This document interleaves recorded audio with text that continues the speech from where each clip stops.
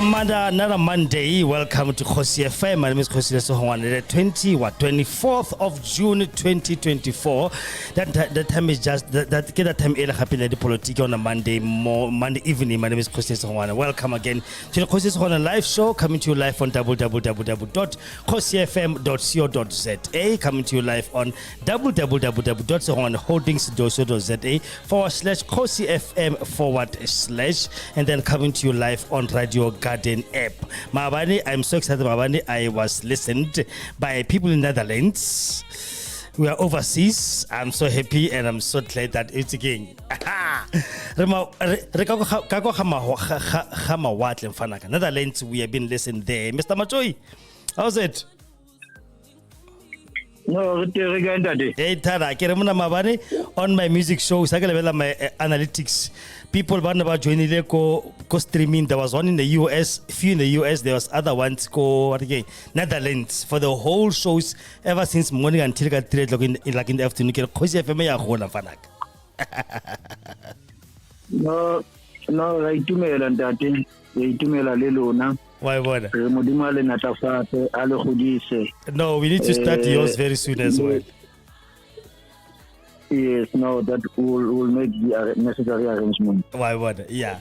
Anyway, welcome, gentlemen, ladies, back to Kgosi FM. My name is Kgosi FM, as I've already mentioned. Today is the Kgosi FM live show, and today we are it's Monday politics. We are talking politics. As you know, politics in this country, something new comes up every single day. But today, one particular person, his name is Ronald Gowus, and he's graced racist MP Yako DA that was sworn in as a car. It was sworn in, and the people were out in arms because people found a lot of videos. I'm going to play the clips. I'm talking about this guy here. Those who are watching on Facebook, they will see his face. I'm talking about this man. He's white. He's a white boy. He's younger than me, I believe, or maybe I don't know, but he's younger than me, and he's a MP DA. I think they've suspended him now, but after a very serious furore, that was done by a lot of people because they found some few videos that I'm going to play clips of. And then people was like, no, we cannot have this person in our parliament because really? No, we're not going to do that. And thank God the DA at least heard people after under pressure, and they said in that way suspension because they were denying the fact that Ronald Gowus was actually being racist, and they deny if the videos were even authentic until they were authenticized, and that's when they forced the hand of the Democratic Alliance to say, okay, fine, Bana Papa, bye-bye, sit at home. But I don't know what's going to happen to him and how long he's going to be at home, but now what I could believe, what I could wish, he must just be fired once and for all, because we don't need people like him in our democracy now. Mara, I'm going to give you a little brief history of Ronald Gowus of why I met him the first time. But before that, let's first pass. And I've got Mr. Macho on the line who's going to analyze this with me. After 30 years, why are we still being subjected to some things like this? His opinions as a political analyst, and why do we still have people like this in our midst? 1994 was actually for who? And 94 was actually, why are we black people are the ones who are always saying, forgive me, let me forgive you. Please, let me forgive you. And it seems like the people of this country doesn't even care. So I'm going to play video, some sound clips. Ronald Gowus that you're going to listen to, and I'm so sorry and I apologize in advance for the language that's going to be used in that clips because it's not a very nice language. But before then, you're going to pass by our sponsor Pele today before they can fire me and no longer give money to do these shows for you. So you're going to be back right after this. This show is brought to you by Segongane Medical Services and Clinic. They are a private clinic situated in number 70 Tuefengesgras in Westview, Danville. They specialize on the following: primary health care, ailment diagnosis and treatment, including medication, wound care, family planning, well baby clinic, basic ultrasound, laboratory blood services, treatment of chronic illnesses, treatment and management of patients on ARVs, wellness screening, antenatal clinic, HIV services and counseling. They have a pharmacy on site, and they are doing CCMDD services as well, OHS clinic, circumcision clinic and abortion services. Their cell phone number number is 064 548 7176 or 071 422 8576. Again, the address is 702 Effingersgras in Westview, Pretoria West in Danville. Cell phone number again is 064 548 7176 or 071 422 8576. Yeah, that is our sponsor for the show, Segongane Medical Services and Clinic. As it said, but I felt only cash, 350 consultation, excluding medicine. They don't take any kind of medical aid as yet. But then if you come here, I mean, the service is very good and but again, it's very affordable. 350 consultation, and the medicine depends on what you're going to be getting from the prescription of the doctor, because they've got a pharmacy on site. So much. Shabele try 064 548 7176 or 07422 8576. That is their telephone numbers. All right. As I said, I'm going to play some video. Mr. Machoi, I want to welcome you again. I want to welcome you again formally, and I'm going to be taking this ship with you. And then I'm going to play some voice notes. Actually, the video clips, but I could not really put all the video clips in one basket. So I'm going to play a little voice notes, then you can be able to hear as well. And then we're going to start our conversation there. All right. Okay, no, fine. All right, let's go. Let's start with this one, Billy. Wow. And people say it was bad back in apartheid. Jesus. You know, the white people in this country is going through a reverse apartheid. Say whatever the fuck you want, all right? Back in the day, black people were beaten. Black people were killed, all right? What has changed? Today, white people are beaten, white people are killed, white people are discriminated against. What's the fucking difference? Please do tell me. Call me a fucking racist if you want. But you come and live in this fucking country, and you, though a white individual, come live here and tell me that you aren't discriminated against and that you aren't fucking blamed for things that happened in the past, even though I had no fucking hand in it. Oh, yeah. That is the first one, Mr. Machoi. The man went into Twitter and not Twitter. He went into, but again, he went into what you call YouTube. And you know what's funny, Mr. Machoi, is that this guy actually inspired me to start my channel. You know. Because I came across one of these, one of his videos, and then he was that time who left this country in 94, thinking there's gonna be a genocide or there's gonna be a war or whatever. They left the country, they went to the US, and then when they got there, they were spewing a whole lot of bile about us, and he was talking a lot of nonsense about South Africa and this. So this video is actually one of the oldest 15-year-old videos that he produced while he was in the US, trying to mobilize America against South Africa, trying to do all this kind of nonsense.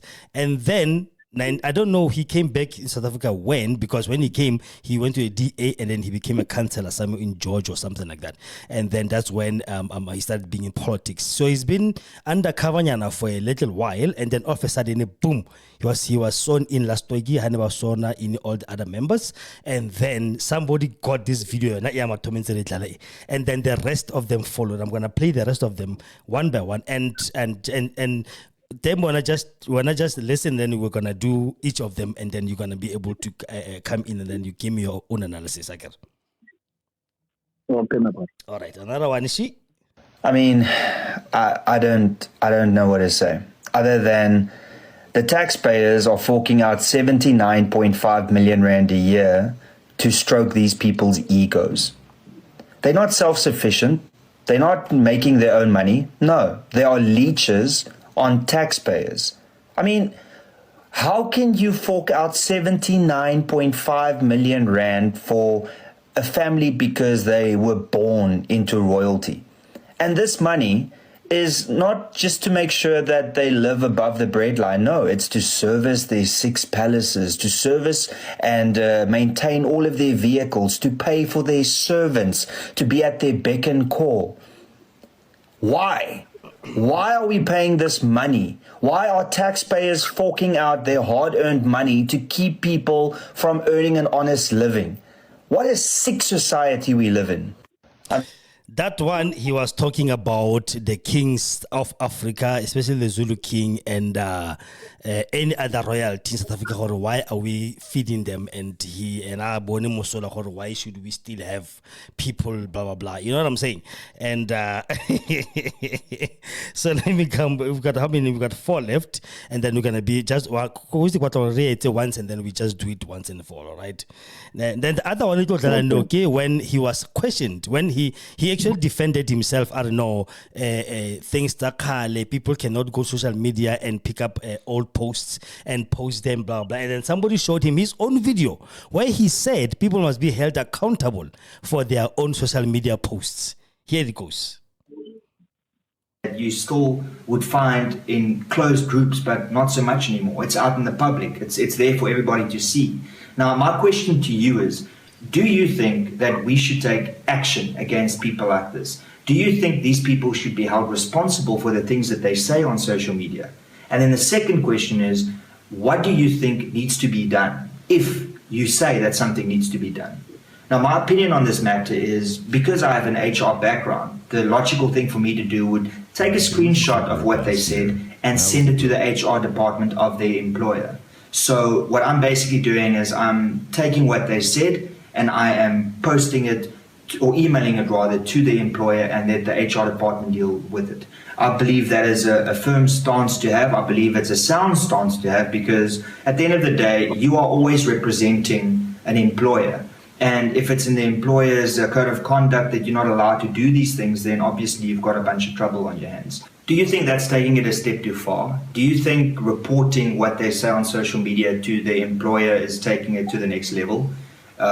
What is your take on the legal aspect of that? My understanding is that the only thing that I'm doing is I'm taking a statement that he made and I'm sending it to his employer. Legally, I don't think that I can be held accountable for that, because I am not the one that made the statement. The cause is what he said, and a reason for dismissing him or disciplining him or her is purely based on what he said. I was just the communication line between the two. Do you think that will stand in a court? Do you think that'll work? What is your opinion on that? Freedom of speech. Yeah, that one, like I said earlier, was when he was trying to justify, no, the video is 15 years old, he was still young, blah, blah, blah. Why do people have to go to social media and bring old videos out? And then somebody found this one and said, but you are the one who said people must be held accountable for what they post on social media. Now it's you all of a sudden now, no, you can't do this one. Hey, you can't do this, you can't do this. So hypocrites of the note, but we'll talk about more after this, Adam, because this one is actually the one that actually ticked off a lot of people in this country, that ticked me off as well, and that says no, this cannot really be allowed to happen. Take a listen. All right, so there's a couple of things I want to say. Okay, kill the fucking kafirs, kill all the fucking niggers. That's all I've got to fucking say. Kill all the kafirs, kill all the fucking niggers. All right, so now that I have your attention, tell me, how did it feel when you heard that? How did it make you feel as a black man to hear that, okay? Not even to talk about white people. How did you as a black man feel hearing that? Yes, you were enraged. You were upset. It shocked you, right? Okay. So now that we have the context for the vid, okay, let me explain something to you. I didn't mean anything I said there, but I wanted to evoke a response out of you so that you can understand what the next part of the vid's about. Julius Malema at the University of the Free State, all right? Now, we think it's a bunch of educated people, all right? It's a university, so which means that, they had to have grade 12. They had to be educated enough to go to university, okay? So Julius Malema goes there, and he's basically having a conference about some random shit, basically just, exposing himself in the sense of making him more aware with the educated bunch, okay? So now he's standing there, and the place is filled with majority black people because he's there from the ANC, okay? So now he stands there, he has his little speech. Firstly, he calls Helen Zille a Satanist, okay, without any fucking proof, of course. He calls her a Satanist, no proof whatsoever. Then he calls her a rapist, okay. That's how he starts his speech. Then at the end, he pulls out the fucking struggle song, kill the boer, kill the farmer, okay. Then that entire place fucking erupts, and all of them sings it. Like like fucking barbaric people.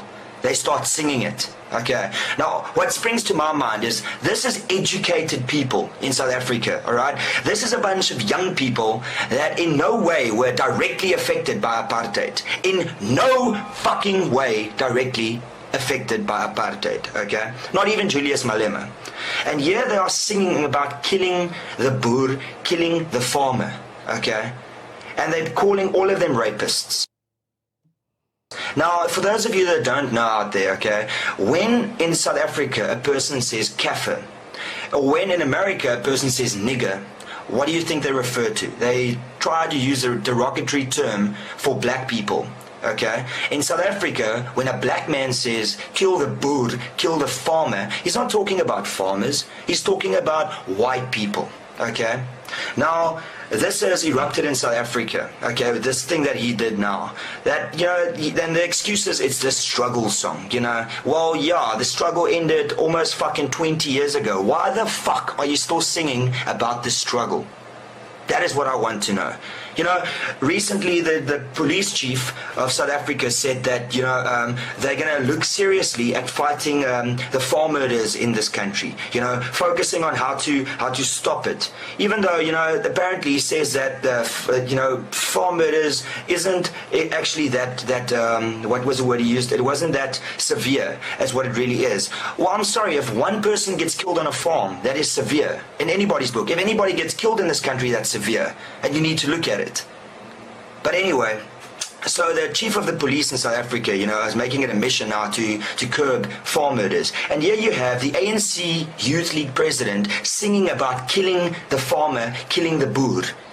And both of them are from, the ANC, or they support the ANC. So how the fuck does that work, all right? And then, in 90 days, we're going to have the World Cup in South Africa. And here you have an ignorant little fucking black idiot singing about kill the boer, kill the farmer. In essence, meaning kill white people. So here we have the ANC in South Africa and the government trying to tell people to come to South Africa for the World Cup. And yet one of their leading spokespersons say, kill the boer, kill the fucking farmer. And the best part is the ANC is we'll have a talk to him about that. We won't fire him, we won't dismiss him, we won't discipline him. We'll have a talk about this with him. And then of course every white person out there that has the political pull has basically said they're going to take this further. But we all know nothing's going to happen. But now this is what I want to know, right? If I had to go in the street and get about 50 white people and start saying kill the kafirs, kill the niggers, what do you think's going to happen? I'll either be shot to death right there or I'll be imprisoned. But Julius Malema said kill the boer, kill the farmer with 600 odd other black people, and nothing happened. Nothing happened, and nothing will happen. So tell me, is this double standards, right? Do you, to a certain extent, think that this is apartheid reversed? Don't you feel that way? I mean, I can't get a job because I'm white, right? I'm being discriminated against. What happened in apartheid? Black people were discriminated against, right? The white people back in the day that were ignorant sang about killing fucking black people. Well, they didn't even sing, they killed black people. For instance, I'm using an example. Well, now we're in the situation where the black people are discriminating against white people and the black people are singing about killing white people. So in essence, this is a new apartheid and I'm the sufferer of that. So in 10 to 15 years, will I be able to have an uprising and basically shoot black people because I feel that, my rights has been taken away from me? So in essence, this is going to be one of those reoccurring cycles where this shit just keeps on happening. That is what South Africa's come to, where people can sing whatever the fuck they want about killing a certain ethnicity and nothing's being done about it. It's being classified as hate speech in South Africa, and yeah, he sings about it and fuck all happens. But let me sing kill the black people. What will happen? Let any white person in this country go on a public forum and sing about killing black people, and then you'll see what happens. That's all I've got to say. Till later. Cheers and peace out. Yeah, there we go. Remember, the number is 064-548-7176. If you want to have a say on what you just heard, sorry, and I apologize, and I hope YouTube won't take my video down. I want to apologize first and foremost about the language used in that video. I couldn't do the beep, beep, beep in time, but I want to apologize to those who are listening now that, you know what, yeah, some things need to be heard in the authenticity. They need to be heard in their realness so that you can be able to get the message clear and well to you. So I'm so sorry again for putting you through that, putting your ears through that horrendous rant about the person who yeah. But look at that one. So, as I said, the number is 064-548-7776. If you want to comment, send me a WhatsApp on Potro. What do you think about what just heard? What do you think this person must be done? What must be done to this person? Like I said, Mr. Machui, I'm just going to give a little background on this person. Like, Ronald Gowus was one of the people who left South Africa to go to the US, thinking that South Africa is going to go down the tubes after 94, blah, blah, blah, blah, blah. And he was in the US, staying there for a very long time, I believe. And in the US, the reason why I started my YouTube channel, this one I'm going to be posting this video in, it's because of him. Because I saw one of his videos, the very first one we played, and he was talking a lot of stuff like this. South Africa is this, white people are being killed every single day. It's like if you come to this country, one person is being shot. It's like it's a genocide of white people in this country. So he portrayed the country overseas in that way. And you know what, internet doesn't forget. Even if you delete something, somebody knows downloaded somewhere and it's with his archives somewhere. So and then he made all these other videos, and then he came home around maybe I think 2000 or 2009 or 10. That's when now there's a World Cup coming, so people are still saying kill the Boer, kill the farmer. So he joined the DA and he became he became a councillor in Georgia, I think. George, somebody can maybe correct if I'm mistaken. And then he became a councillor, good thing, and then he now was going to Parliament after now for this 7th administration. So this man has been in this country for a long time. The question came, did the DA know about this thing? Yes, they did. 2020. Somebody sent John Steeihuizen this video, Yamatom, the very first one. He's like, one of your members is being got more intent about this thing. John, what did John do? John blocked the one who sent the video. He didn't entertain it. He knew. So the DA knew from the beginning who Ronald Gowus was. He's got an account on. He doesn't even have an account anymore on X. I did do a show one time about exposing Sir Alfred Carbonina as Ronald Gowus. It's the same person. He doesn't have an account. He doesn't tweet anymore. If you can see his tweets are so anti-black, it's not even funny. They're so anti-black, it's not even funny. He's a racist above everything. He hasn't tweeted for a long time. And I was always telling him that you are not a black man, you are a white person, because he was using a photo of this other guy. He looks Zimbabwean, that person.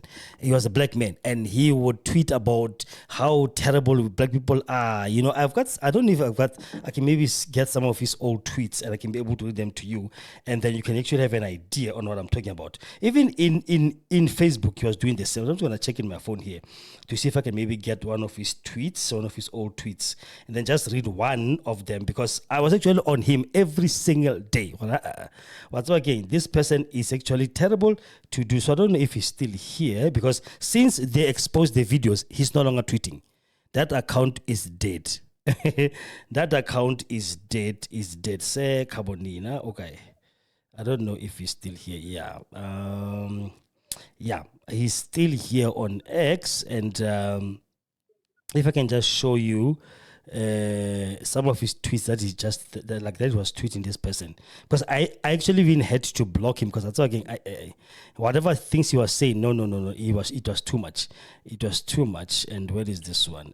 Just one fella once out of Halangan, because since he was exposed, he wasn't tweeting, and he's not tweeting everything says Buanka, Parlamente, and whatnot, and then because he was tweeting things like black people were not originally from South Africa.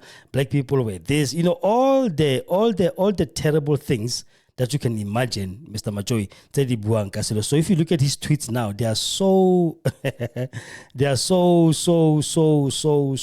like it took 6 months to appoint the cabinet of the coalition government. South Africa is is sent for that direction. He's saying things that are not now the way he was before. You understand? He's now, tweeting Pila the way, he's now talking politics Pila, as vulgar racist as he was. So that is Ronald Gowus, man. But the DA apparently, when they first reported this thing to them, they said, no. They have to authenticize the tapes first to see if the videos are real. Then somebody said, okay, sharp, give it to me.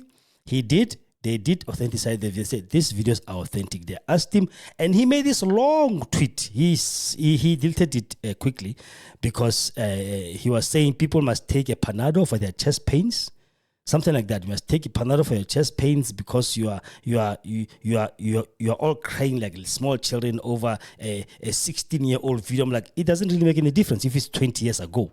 The fact is, you said it. Are you supposed to be in our parliament or what? So the DA knew, the DA under pressure from people and everybody else, they're like, what, let's just take him out, it's fine. Mr. Machoy was out. Oh, Mr. Machoy, I thought you were still, let me call you back. So the DA was forced now to take him out from the parliamentary list because they were saying no, we cannot take him out, blah blah, because of we need to make sure that this video is authentic. But the videos are authentic. He admitted that he said that, and in his so-called apology, Mr. Majoy, are you back? Yes, I'm back. All right. I was just saying this person, the DA knew about what he made as videos. They knew everything that he said, and then they were trying to protect him by saying they must authenticate the videos first, if they are true or not, because they need to make sure the dog in a way. But then he himself admitted, yes, it was me. I was young. That is why I you being young does not change your thinking. You being young, you can go and do drugs. When you grow up, you don't do drugs anymore. But an ideology doesn't matter, doesn't matter if you are young or old. It will always remain with you. So, Mr. Machoy, let's bring you in. Or now, what is your take?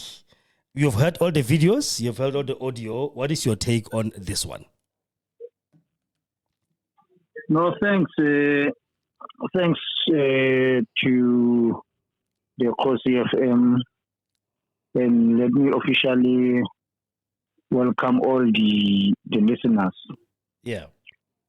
Firstly, let's say South Africa experienced two horrible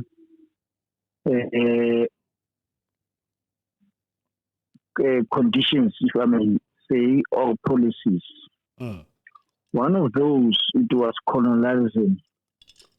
And the way we define colonialism is when one country rules the other one without people's consent. Yes.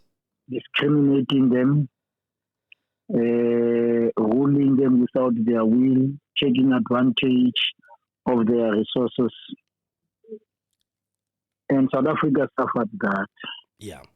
Secondly, South Africa also suffered what was officiated as a government policy called apartheid. In English, it is called apartness. And when Verwoerd brought this apartheid, he said it's a way of acknowledging that people are different. Yeah, what he said exactly was it's a policy of good neighboring. When he said it, when he was asked what's a policy, it's a policy of good neighboring. Yes. Yes. But we need to know that apartheid was declared a crime against humanity by the United Nations. Yeah. Because in it, apartheid as a government policy adopted in 1948, it intended to subjugate people, to discriminate, to oppress. to deny people of their rights. Yes. And then apartheid as a policy enshrined in the Constitution of the Republic of South Africa was scrapped off officially in 1996 when we adopted the new constitution, of which the founding fundamental objectives or core values of our constitution Yeah. is that we must create a country that is united, non-racial, non-sexist, democratic, and prosperous. Now, it says we want to create South Africa that is non-racial. It means our constitution denounces racism. Yeah. Now, your question is this person a racist? How do we define racism? Racism is a prejudice, a discrimination or antagonism by an individual, a community or institution against a person or people on the basis of their membership of a particular racial or ethnic group, Yes. typically one that is minority or marginalized. Mm-hmm. The other definition of racism is a belief that different races possesses distinct characteristics, abilities or qualities, especially so as to distinguish them as inferior or superior to the other. Yeah. Now that's racism. Now, it must be condemned when whether as a resident, a citizen, a civilian, or a public office bearer, Yeah. anybody who practices racism must be seriously condemned and be brought to book because it is against the constitution of the country. Now, this individual,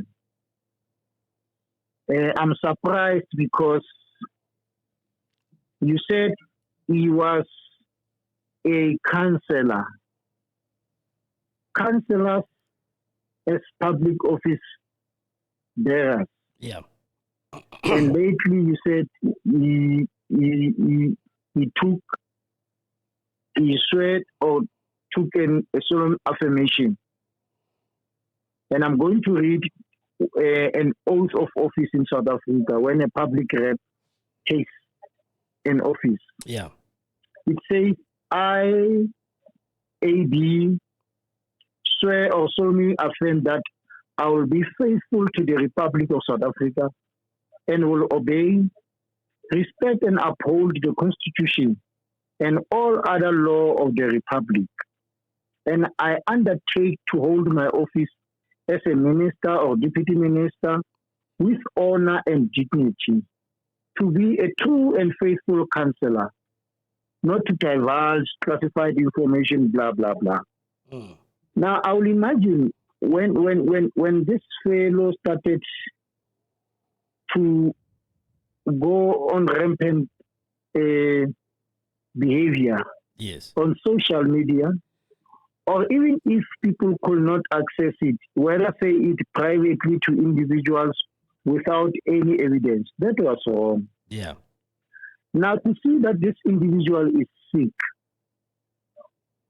he did not see anything wrong of him to practice this on social platforms. Yes.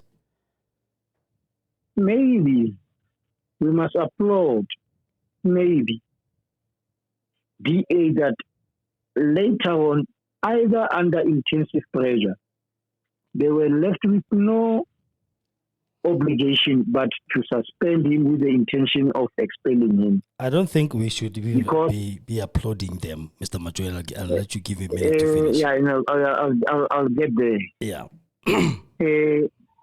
Because DA, they claim to be a democratic alliance, Yeah.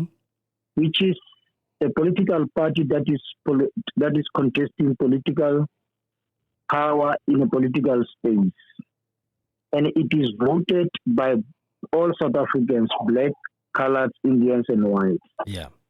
So I'll imagine if one of their members or a public rep goes on rampant attack against South Africans, Yeah. whether they might have voted for DA or not, it's wrong.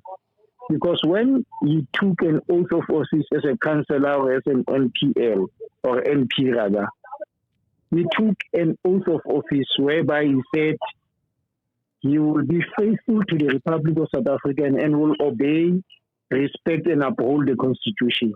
Yes. So the current Constitution of South Africa, adopted in 1996,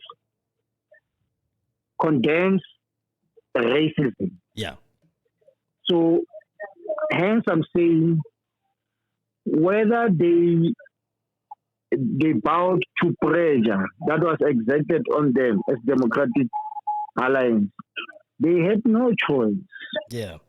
but to see to it that this fellow is violating or has violated an oath of office. And their membership, being white, blacks, colored, and Indians, Yes. will hold them to account to say, how do you allow a person who has violated an oath of office Yes. going to represent a political party in the Republic, in Parliament, Mm-hmm. but also as your member, because your silence will have been too audible to say you promote what he's doing. Yes. So I needed to say all those things to clarify our stance against colonialism, our stance against apartheid, and also to confirm the core values of the Constitution of South Africa, and what does it mean when one takes an oath of office. Yeah. So hence I'm saying, whether they acted now or they should have acted before, let's give credit where it is due, that finally they acted against the individual. Yeah. Now, it is not about him per se. It is the message that the political party will want to send to other South Africans, with blacks, colored, white, Indians, Yeah. who are members of different political parties, who are civilians, who are citizens, that they must refrain from promoting and violating the core principles of our Constitution. Yes. Speaking ill, to be a sexist, to be a racist, to be a tribalist. We ought to know that this thing is wrong. And now what we must wait for is to see one of the Chapter 9 institutions, a commission of is it equality. It's not Human Rights Commission. Human Rights Commission, rather. Yeah, thank you. We must then expect them to kick in to charge this individual on the violation of such. There is a story that is going of an individual, despite his right to express himself. He went on rampant exercise, said we must ban South Africa, and people must remove Cyril Ramaphosa and that and that. Yeah. And we saw the Hawks. Apparently, the individual is being apprehended because he violated. So we should then also expect the Hawks, if it is within their mandate, number one, if what he did may not necessarily instigate or pose a threat to the Republic, then the Human Rights Commission must come in and charge this individual. Yeah. Or do what is, let me not tell them what to do.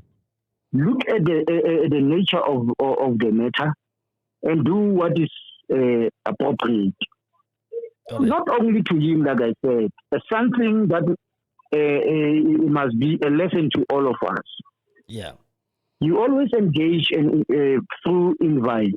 You always invite me to be part of the participants in your show. Yes. I must see to it that today, as a public servant, as a citizen, as a resident, I must not be seen promoting and violating the core values of our constitution. Yes. Like you are saying, things that we say and write in social platforms may come in at a later stage to haunt us. Mm-hmm. So we are looking at this matter with a particular interest, but it is what DA did may not be enough. Although we may applaud them, it's not enough. Yeah.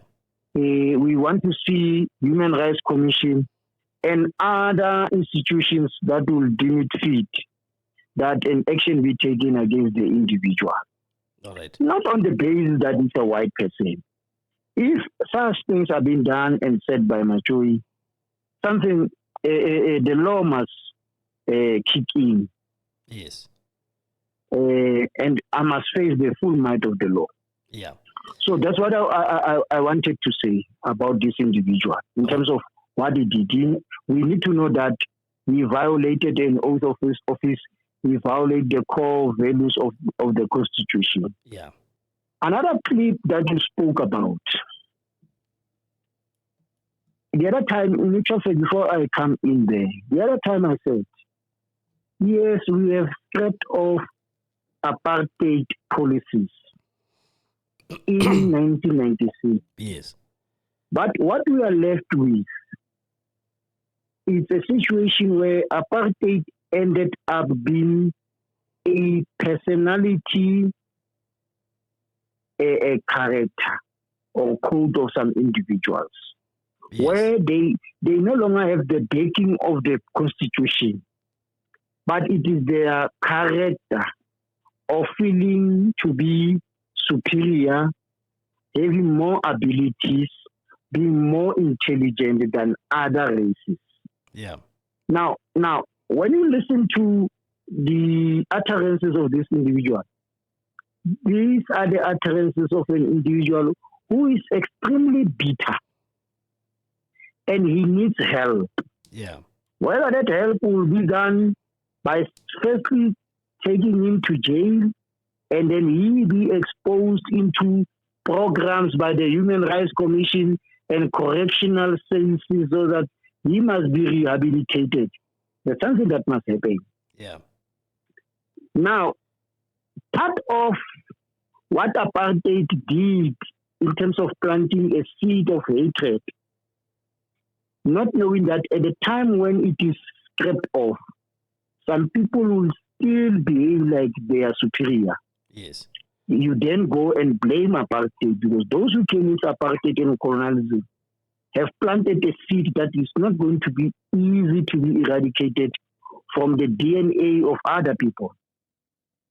Now, this fellow represents thousands of blacks, colored, Indians, and whites. Yeah. Or some blacks, some colored, some Indians, some whites, who think that as blacks, they ought to be tribalistic. As blacks, they must be racist. As blacks, they must be sexist. We must condemn that. Yeah. As Indians, as whites, as colored, we must condemn that. Exactly. Hence, I'm saying we want to see this thing kicking in human rights. Mm. And furthermore, I was saying, one of the things that this hatred has done in him was to make him to fail recognizing that all over the world, some nations, tribes are being governed historically, time immemorial, by kings and queens. Yes. And what is happening in South Africa is not different. It's not different from what is happening in UK. Yeah, because where they have Queen Elizabeth, the one who passed on. Today they've got King Charles. Yeah. And those who came before, to a point that Their faces are in the coin. The national anthem of UK sings about the Queen and the King. They respect the monarch. Yeah. So this individual thought what we are doing in Africa or in South Africa and the Zulu tribe rather, what they are doing to their king is uncivil and is backward. It's a failure from his part to know that what he is exposed to in South Africa is not only something that happens in South Africa. Like I just mentioned, UK, you now have King Charles, and the monarch is above the state or the kingdom. Yeah. In UK, and the Zulus are trying to say, we've got the Zulu monarch. It needs to be respected, and this republic, these provinces, the councillors and everything and everybody, they are making laws that governs people who belong to a particular tribe, who live in the land of the king and queens. So he forgot that. So we are dealing with somebody who's not mentally fit, and to have been a parliamentarian. Yeah. So hence, as I said, we must, with reservations from your side and other members, that we must applaud DA that they acted, whether late or before it could have gone too viral. They acted, because the issue of monarch is not only here. And if he talks about the monarch being given 79 million, yes, what if that is peanuts? Because the minerals that are growing the economy of this country, they come from the land owned by the kings and queens on behalf of the tribes. That is why today people are now championing this thing of removing the Roman Dutch law that is being practiced in South Africa. You know, Umkhondo Wesizwe, you know, at some stage, EFF once spoke about that. You know, Minister Lindiwe Sisulu spoke about that. That if you say you are no longer colonized, how then do you practice the constitution that is Roman Dutch law? Where is the matter of jurisdiction? Yeah. Because every law operates within a particular jurisdiction. Now, the Roman Dutch law was supposed to have been practiced in that jurisdiction. Yeah. Because we are no longer a colony of UK. Why do you do this? So the people are now being mobilized to say we need our own African laws. But as to whether some of those African laws are either outdated, barbaric, etc., men and women will sit down and say, this one no longer suits the current generation. If back then the African laws that existed oppressed women of today and men of today, and men must speak on behalf of and in favor of women, yes, to say the current laws that we have that are African in character and in nature are oppressive to women. Because women are our wives, are our mothers, they are our daughters, they are our aunts, they are fellow human beings. They need to be treated equally like other human beings who are white. yes. And then if there are other discriminatory and oppressive laws that are from African origin, people must be brought to the table, sit down, and amend them to suit the current epoch where we find ourselves in. Yeah. So coming to the issue of this fellow attacking and seeing it, the allocation being given to the Zulu monarch, 76 or 79 million, as something that is barbaric and it's like it's promoting people who are lazy. It's stupid of him to have thought and said that in public. Yeah. So he needed to be educated. So if South African Human Rights Commission kicks in, he needs to be taught about the African history. That in Africa, in the main, there are tribes that are being governed or ruled by kings and queens. Yeah. And they must be respected. All right. So that is what I will say about that. And then thirdly, he wanted to equalize a revolutionary song, a chant, yes, which was never barbaric. Because he wanted to say, kill the Boer is equal to kill the K and the FK. Actually, what he said was, them singing "kill the Boer, kill the farmer." It didn't mean kill the Boer and the farmer. It means kill all white people. It was a call for Africans to kill all white people, regardless of Kibomang, if they've got farms or not. You know, then he said, I'm going to say this to feel, how do you feel if I would say as a white person? That's why he said, if I take 50 white people and say, let's go kill all the kefas and all the niggers, how does that make you feel? Because when you say kill the Boer, kill the farmer, we feel like this as well, because you know you are targeting us. Hence I was saying, this individual needs to learn a lot. Yeah. But before we blame him, we need to check the education that is being offered in our country and the one that was offered before. Hence the call that we must decolonize our education system. It is individuals like these who must be taught the African history.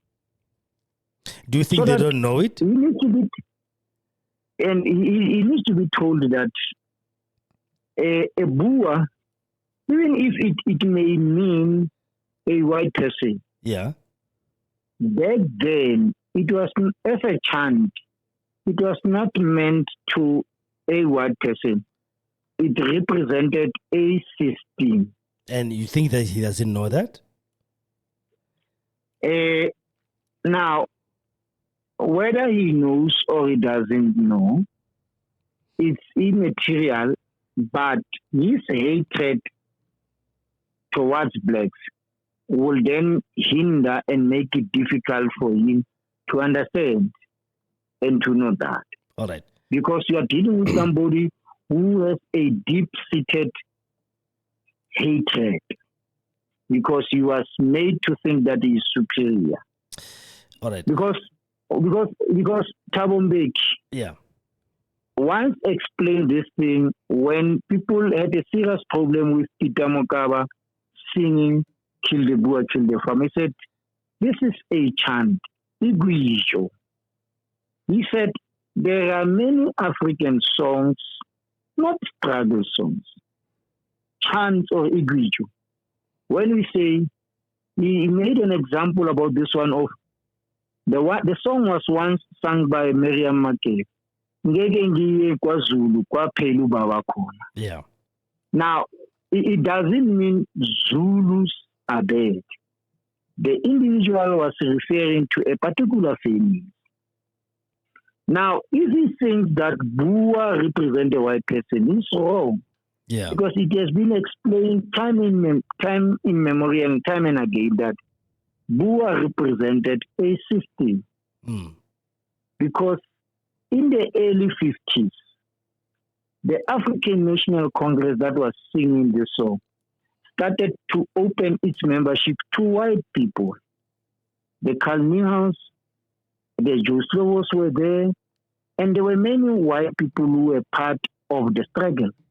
They never felt intimidated. Yeah. Those who got a limited and a red size of a mind will only be thinking that no, Bua means a white person. That's number one. But for him to go to the extreme and use a derogatory word, a degrading word, like, allow me to use it in full, kefa, kafir in Afrikaans, and then insult by using the word F, allow me to say it in full, fuck. It shows how uncivil and backward this individual is. Yeah. Hence, I'm overemphasizing the need for the South African Human Rights Commission to step in and assist this individual and men who are likely to align and agree and support this individual of being so uncivil. So it was wrong of him to do that. It was wrong of him to do that as a citizen, as a resident, later on as a public figure at the level of municipality, like you are saying, up until he contested a position to be an MP. And I know DA, when they select their candidates, they subject them to rigorous exercises of assessment, written interviews, you write speeches, you do some journals, they also check your criminal record, all those things. Yeah. But I'm just wondering how did they not get such? Yeah. I will partially agree with you that the matter was brought to John Steeihuizen, yes. Yeah, and I don't know about it. I only heard it when you said it. And then he just turned a blind eye. He actually blocked the person. He blocked the person on Twitter and sent him the video. Yeah, and then when the matter was brought to Helen Zille, I read that Helen Zille then said, let's go and verify to check if this thing was not doctored, because we know how social media can be misused. Yeah. And up until this, they verified and they found out that it is him.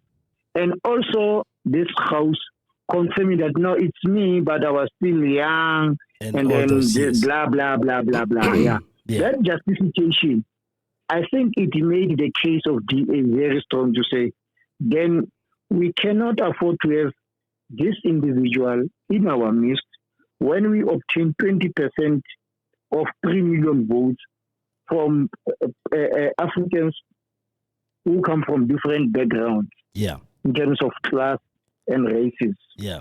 So that is why they will better sacrifice this individual to maintain their majority votes. Yeah. That will be my conclusion. But hence I said, suspending and going to expel him will not be enough. They also have a role to go and help this person. You remember back then when Malema used to be too vulgar, disrespectful, etc. The African National Congress, when Malema was the president of the Youth League, they also proposed some programs for him, so that he must up his character and content. Yeah. That yes, we are all human beings, but we are not. We deserve some dignity and respect. Yes. You remember what he used to say about some elders, and they did not take it kind that even though that they are in politics, they know that they are not his mother and father, but he comes from a family and society whereby elders needs to be treated with a particular respect. Yeah. Much as elders must also respect young people. And if you find that elders are on the wrong side, there is a way of communicating your displeasure. Yeah.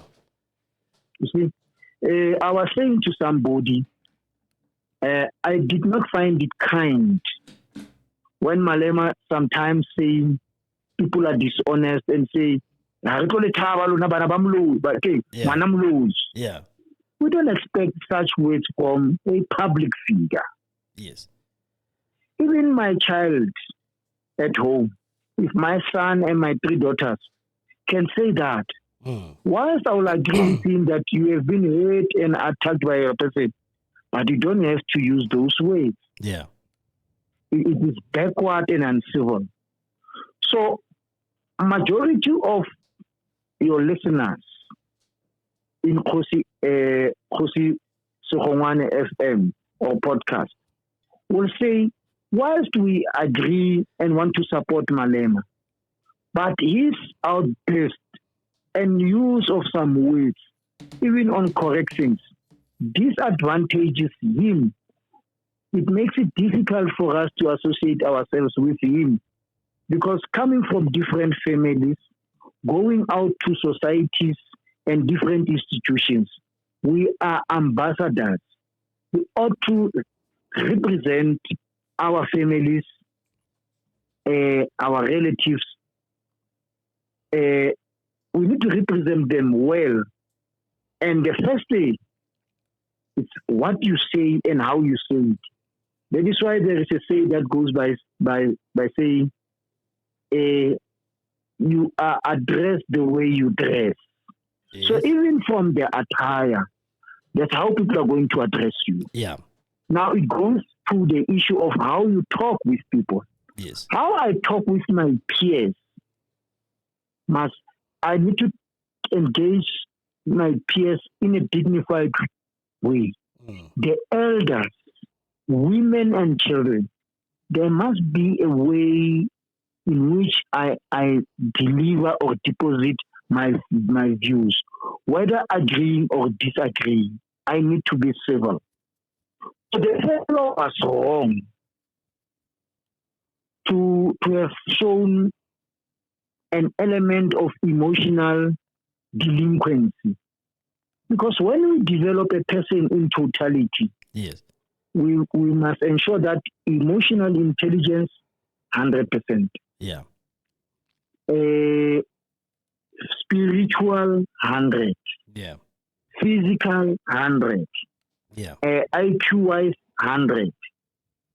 And then even if you are not at 100, you must show some signs of progress. Yes. Not a regret. So when you listen to this person, you see him as somebody who's forever going backward. Yeah. And it must become a worry to all of us. It must become a worry. So basically that would be my take in relation to some of the things or utterances that he made. Yeah. I thank you. All right. Yeah, you have said a mouthful, but I'm going to differ somewhere somehow with some of the submissions. I'm gonna partially disagree in a way, but I'll tell you what. I'm gonna give you all my reasons for why. First and foremost, Mr. Machoy, no white person in this country does not know the effects of apartheid, what it did to us. They do. All of them, they know. Whether I can or because if they didn't know, they will not continue with it until today. Meaning somebody teaches them and they accept it the way it is, even though it's wrong, how wrong it is. So, linking it later by a Human Rights Commission, the Commission came out very okay. We're going to recommend to the Electoral Court that they must sanction this person on the following. Imagine, one, they must take him for a social media counseling something. I don't know what is that. They're going to give him community service. I think, I don't know how many hours, I just forgot the number. They gave the hours, the number of hours. No jail time for this person for what he said. For me, that is a cop-out of our institutions. And then it makes us come back to the point that if it was a black person doing something like this, you'll be getting years in prison. Because it seems like white people have been treated better than us when it comes to law. An adult like Ronald Gowus, he knows what's best and he knows what's wrong. He knows exactly what emotional invocation he's going to invoke. He knows that. It's not like he's just a little boy who doesn't know nothing, and that time he was still young. This person ultimately, let me just go back to Wikipedia. His Wikipedia page. He's born in 1983, Mr. Majoy. I don't know, like I think 4 years. 83. He started his YouTube channel in 2009. So how young was this man 2009 when he started like doing these things? How I was young. He knows what he was doing. When you grow up in that environment, racism is taught, and it's up to you to accept it or to stop it. I remember, Eusebius Makaiser, he's dead now, he's a colored. They were poor, but they were racist. So they were teaching him how Bantu is going to come and eat you, don't sleep. You know, when his parents are trying to make you sleep at night. The Bantu going to come and eat you when they don't sleep, blah, blah, those things. And then he started changing when he was in university, when he was now dating a black man because he was gay. And I'm like, but Luena, you knew that this is not supposed to be done. Much as we have been indoctrinated now, we have been told, guys, forgive, forget, non-racial, blah, blah, blah, blah, blah. We're the only tribe, we are the only race in this country that is always been told to forgive and to move on. But the other ones are not being told the same thing. There is no uproar now from from AfriForum about this thing. There's none. It referred about it, one farm was killed in Zanin. The Sonia Hamalema has killed people, blah, blah, blah. There's nothing like that. That song was not meaning an individual white person. That song meant the system of apartheid. It was sung by Peter Mokaba in the time of apartheid. When that time it was justified. How do we as black people now have to show our anger if we cannot even be allowed to vent it? But somebody goes into social media now and make a video like this and about people, I wanted your attention. Because you don't care no matter how you say the word. The fact about the word itself, LNG, however used in whatever context, that word will never just be acceptable and be say no, because many white people on X are justifying, say no, but if you listen to the whole clip, he was not saying that, he was just venting against Malema. I'm like, Malema never said killed N1 people. Malema said kill the Boer, kill the farmer, meaning it's a struggle song. To sing it in this context is a remembrance of what happened before, because things are not changed yet. So for us to say now he needs to be educated about African history, it's us black people again trying to become, politically correct, trying to beg these people to take us back, trying to, forgiving, let us just forgive you. We can't do that. That is why this thing will never end, Mr. Majoy, because we have never taken a stand and said this is enough. We can't do this anymore. We gave them parliament. They are now in parliament. They are still equal to us in everything. We never took anything from them. So for them, we looked weak. And I'm going to go back a little bit to the ANC itself. The ANC, when it was formed, was called the South African Native Congress, right? Native means me and you, black people, pure. And then it got diluted when it started this Freedom Charter. That's why PAC left. The land does not belong to all who live in it. The land belongs to black people, Africans in particular, those who are found here by the very same concept. We cannot be seen. If we say that now, we have to feel bad. We are being racist. We can't say this. No. Then such things, if you only stood like that, these things will never be there. How in God's name do we let a person like Ronald Gowus in our parliament when he has this kind? Thank God for whoever found these things. Like I told you, my inspiration to do this channel, like in at the moment, is because of this guy. Because I saw those videos. And I'm like, Evan, somebody can just go to YouTube and make a video like this and with his phone just talk and then bam, he's on the internet, people can see it anyway. You understand what I'm saying? So people like this deserve to go to jail. How about who do anything because they know what's right and what's wrong? They know. That is why Aring, now that I've got your attention, because he knows what he's saying is going to react in emotion. He knows. Because he knows he's going to elicit an emotion from us. But then try to justify it by saying, yeah, because of Malema this. Why is that taking Malema one? Why now a blanket approach about all of us? Why not Malema one? If Malema way, this thing not right. And the court has already told them, this is not a hate speech, it's a chant. It's not even a song, it's a chant.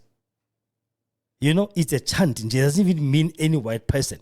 It simply means the system of apartheid, which we, even if, that much joy, and I'm going to say this now, even if it meant kill them, it was justified at that time because we were going through hell as black people in this country. We didn't kill them physically. We didn't do anything. We just let them the way they are. They're in parliament today, opposing us. So I think we are our worst enemies as black people, to be honest. We are our worst enemies as black people because we are the ones who are always trying to fight, trying to get people to like us, trying to beg you to come to me, creating a non-racial... Kilo Raniel. Bale bonds or Areba, Tlihotakanelin, Plainfontaine, Mo pretoria, Momulot Road is there. Only white people are going to be there because they are showing you, Areleba, we don't want you to mix with us. We are the ones who are always coming with the olive branch. Please, Claire, please, white man, let me try to forgive you for what you have done to me. I understand it's fine. I know you were taught this by as a child, blah, blah, blah, blah. You know, let me just try to uneducate you from this thing. It's nonsense. I'm sorry for that, but it's nonsense. We cannot be doing that at this day and age. And then we have someone like John Steeihuizen who's reported, being told what Emran, this person's got this thing. But you know that thing, our blog I'm tweeting on Twitter.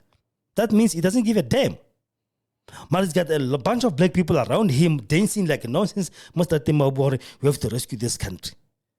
What does that say about us, Mr. Majoy? About our own self-pride, about our own self-respect. Because first and foremost, look at what he said about the kings of this country. Somebody was asking on Twitter, said, but this guy, how are the kings? And what about Charles? What about all the white monarchies in Europe? Where they come from, by the way? They don't say nothing about that. The lavish Charles Kgosi will take millions of pounds. But they will even watch it and congratulate Charles and say, "Ooh, Majesty the King," blah, blah. When it comes to our own kings, because he's a white boy who doesn't respect anything black, he has the right to talk whatever he said. Or the people are just lounging around doing nothing. What is it to him? We don't expect him to understand us, to understand whatever we're coming from. Now I'm saying this whole thing, this boy, it just shows our own self-defeat as black people. Our own self-defeat as black people. Because we are the ones who are running behind this rainbow nation. People who do it, but people who say that are dead. Let's have the new thing, a new Codessa. That's it. Those who gave you the first one to make you comfortable for 30 years are gone. Now it's the new one at the moment. We cannot be having this all the time. Right, can I come in? Yes, please. I think I once shared with you that I'm saying that last week you had Mosemek Smart, yeah, an MPL from Gitsowoka Ituse. Yes. And I'm very happy that you hosted Ndate Mate, whom you call General. General, yes. And we all call him General, yes. Mm. You know, how we wish that he will sustain his plans, dreams, and wishes. Yes. Because when you listen to General Smart, he spoke like many MPLs, MPs, whom when they got into those offices, they had a burning desire to transform the lives of ordinary people. Yeah. But along the line, the aircon conditions of offices and those rolling chairs, yeah, they made them forget where they come from. Tamed them. Yeah. But also the rule book of the state. Mm. The rule book of the state that is up to standard as per the constitution. Because you must know that in South Africa, before a law can be passed, when it is taken to Parliament and National Council of Provinces, as a bill, before it becomes an act, judiciary as one arm of the state kicks in to check as to whether that bill is democratic and constitutionally correct. Yeah. And when we talk about the constitution, we talk about the constitution of the Roman Dutch influence. Yes. Now, sometimes our people might be right, but they are being hamstrung by the constitution.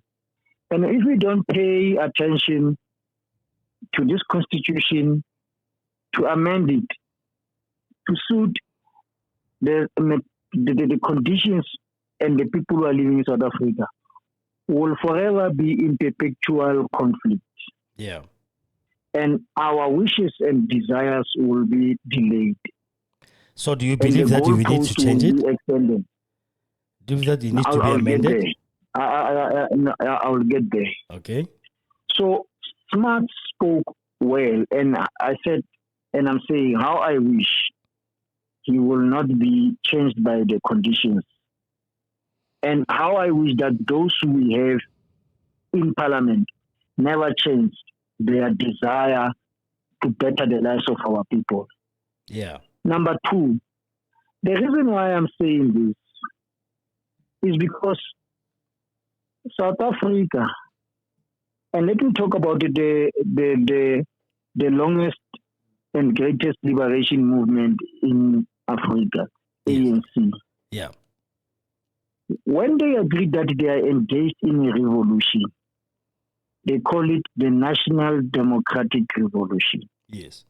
And then they are saying the ultimate goal of the NDR is to create NDS, National Democratic Society. Mm-hmm. Now that NDS is the ultimate, it's our desired goal, the society that we seek to create. It is a national democratic society. And in a society, Mr. Machoy, maybe we can explain what does it mean? I guess we are engaged in a democratic revolution. Yeah. NDR. Yeah. And then you must understand a revolution. Yes. The quickest way and simplest way when I was taught about revolution, I remember, was it Kgosi, if not it was the late Kgosi, the late Daddy Maneslow. Yeah. He said when he trained us, he said, for you to understand what we mean when we talk about revolution, yeah. He said, let me take you to mathematics. You know different angles? He said, yes. There is an acute angle, right angle, obtuse angle, straight angle, and there is this revolution of 360. And then he spoke of reformation and transformation. Yeah. I remember, I think it was Slovo. They didn't manage Slovo, we call him Slovo. He said, when we talk about revolution, we want an absolute change, not a reformation. We want a transformation, 360. Mm-hmm. So we want to change South Africa. So he said, this revolution must give us a new person, a new South African, a new African. So this will only happen when we have changed everything from the constitution, from the mineral relations, from issue of class, this and that and that and that. Yeah. You see? So that is why the revolution must take us to this ultimate goal, which is NDS, National Democratic Society. That society, it must be united, non-racial, non-sexist, democratic and prosperous. That society is only the NDS. You see? Where the riches, the wealth, the minerals from the ocean, from Cape to Cairo, from all provinces. The talents of South Africans, black, colored, Indians, and whites, irrespective, they all benefit from that. Where the issue of class is defeated. Well, when that's the problem, Mr. Majoy, and I'm going to say no. Let me finish. Now it's a desired goal, and Smart said, he said to you, we ought to be patient. Okay, some of us couldn't tolerate some of the nonsense that is happening somewhere. But he said, revolution requires us to be patient. But put that aside, it's a debate for another day. But the creation of MDS requires us to be patient. And as we become patient, we must identify. We must identify things that are an obstacle before us. Yeah. Not back then. Those that are before us, like today, moving forward. Now, one of the immediate problems in South Africa is the issue of class. And the issue of class, of course, is our immediate enemy, where some people, whether blacks, colored, Indians, and whites, by virtue of being rich, having access to mineral resources or strategic means of production, they think that other human beings are lesser humans. They must be discriminated against. On the basis of your wealth, a woman is a lesser person. A young person is a lesser person. An elder is a person to be disrespected. Mentally challenged individuals, physically challenged individuals must be disrespected. We need to change that. And in most cases, that thing is done by class. You will then realize that the issue of racism, it's something that we must liberate ourselves from. Now, I am saying, of course, I've got a duty as an activist to help you to liberate yourself, to say the war, the battle against racism, even though it is not absolutely won because you are not yet there. Steve Biko said the oppressor takes control of the mind of the oppressed. So we must see ourselves as being free from the chains of racism. And we must not see ourselves as people who are stupid to be forgiving white people. We should say, those who are still racist as white people, colored, Indians, Chinese, whatever, that is their own battle then. At least we've got a backup from the Constitution that we want to better transform. We must not reform the Constitution. We must transform it. That's a debate for another day. Now, that battle, and then we will use the Constitution to cut off the head of this ugly animal every time it raises its ugly head. We must use the Constitution because at least from today we've got a document. Yes, subject to be transformed, but we have a document that we can use at the court of law, at international laws, international courts, etc. to say the Constitution says this, and this person or institutions are doing this. We feel that this is wrong, and I think we'll get the backing. So I don't want us to see ourselves as victims of being civil. I know the history of South Africa. I have seen racism, and I don't undermine you to have seen it. And it's not like we don't even see it today.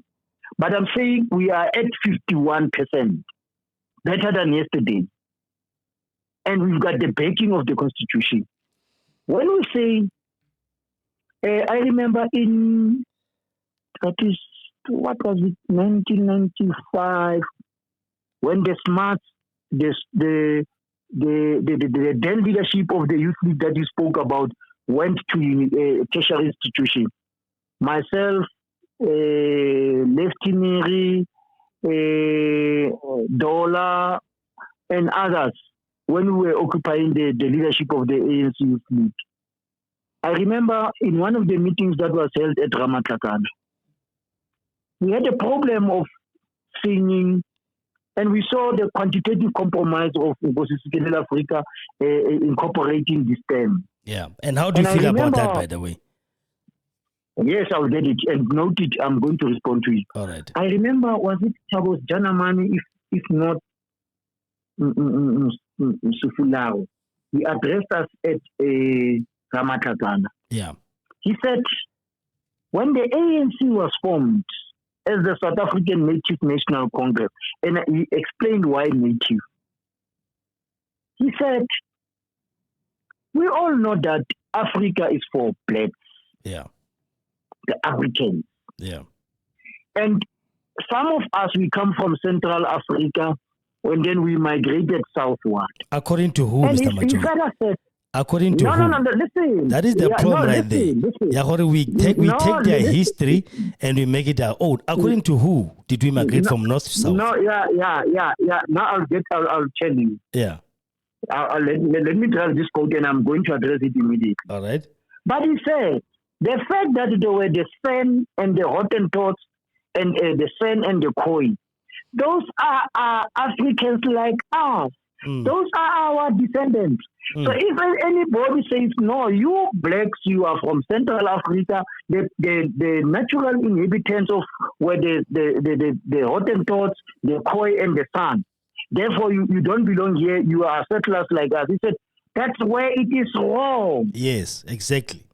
Those people, so you don't have to contest that you are from Central Africa, we descended downwards, you are from Malawi, because those who are saying that, they are saying that based on the political boundaries that was done. Yeah. So if the Segongane, they come from Malawi, don't have a problem with it. It is Malawi of Africa. Don't look at the issue and don't say, who told me that because of their history. Yes, it's their history that had to change the political boundaries. So there's nothing wrong because Oh, sorry. Mr. Macho Kati, let me just try to get him back on the line. Yes, and as he was explaining, let me just try to get him back on the line. Yeah, there we go. His point. Yeah, you're still listening to Kgosi FM. We are coming to you live on www.kgosiefm.co.za.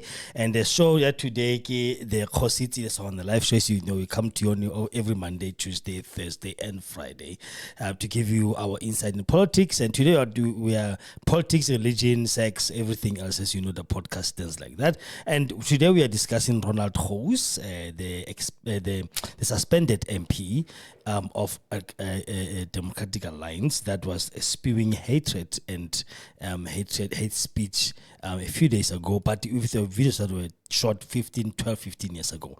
Yes, Mr. Majoy, are you back? Yes, I'm back. Okay, we got to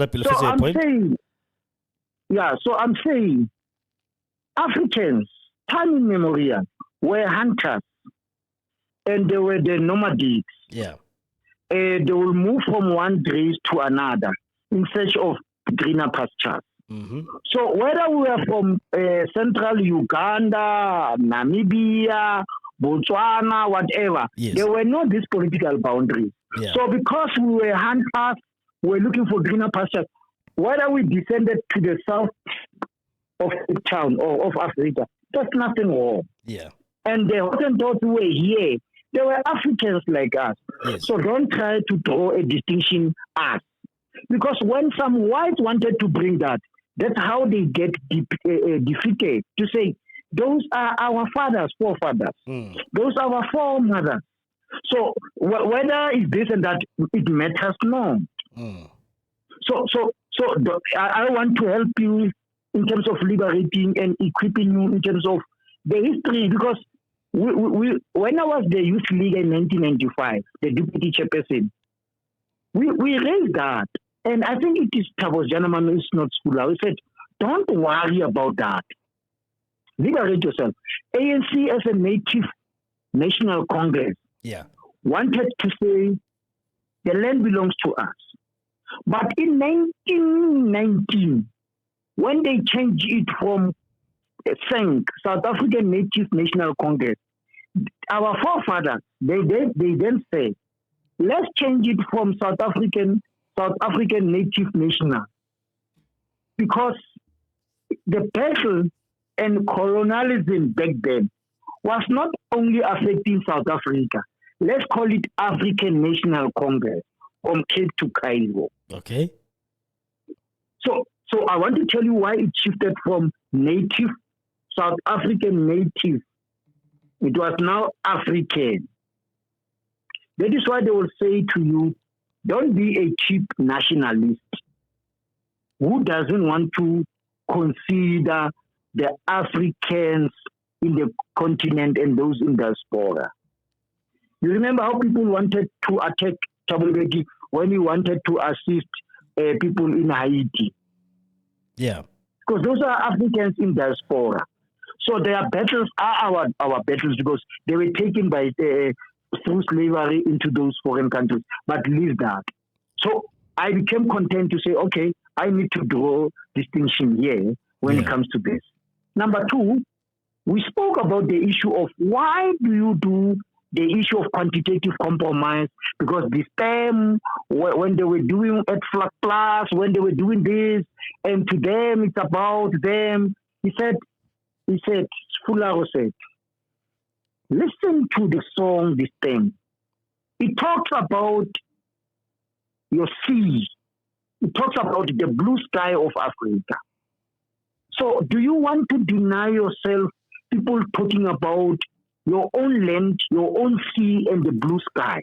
But then, Mr. Majui, how we must look at now, the context. The context of why that song was made in the first place. Well, but that's why ANC failed its people from then, trying to be politically correct and trying to compromise too much by trying to justify what was wrong. No, it's fine. It's fine. I know the ANC had a view of wanting to make Kgosi Africa Yara Inoxon Tonga the national anthem. Yeah. And why didn't they? But what? Yeah. So what I'm trying to say, he said, let us. This is a quantitative compromise. He said, Machoi, I think it was the late Dr. Spulao. He said, Machoi, you must look at quantitative compromises. Quantitative. That's when I started to learn this thing of quantitative compromise. Yeah. It's a quantitative. But to put it aside, there are those who are diehard to say, no, we don't want it. This is part of the quantitative compromises. Then he said, imagine if these people could have dragged us and pushed us to the edge of us having a civil war. Whether we were going to win or lose, who was going to be the real victim? You know, the 1991, the war between America and Iraq. Yeah. Who won and who lost? They will tell you that America lost many soldiers. Right? Yes. Many soldiers and their armament. But Iraq lost the country and its citizens and the infrastructure and economy. So if in Iraq you have let's say 1 million soldiers killed, Americans with 3 million soldiers killed, but where were the Americans citizens? They were there in America. The war was fought in Iraq.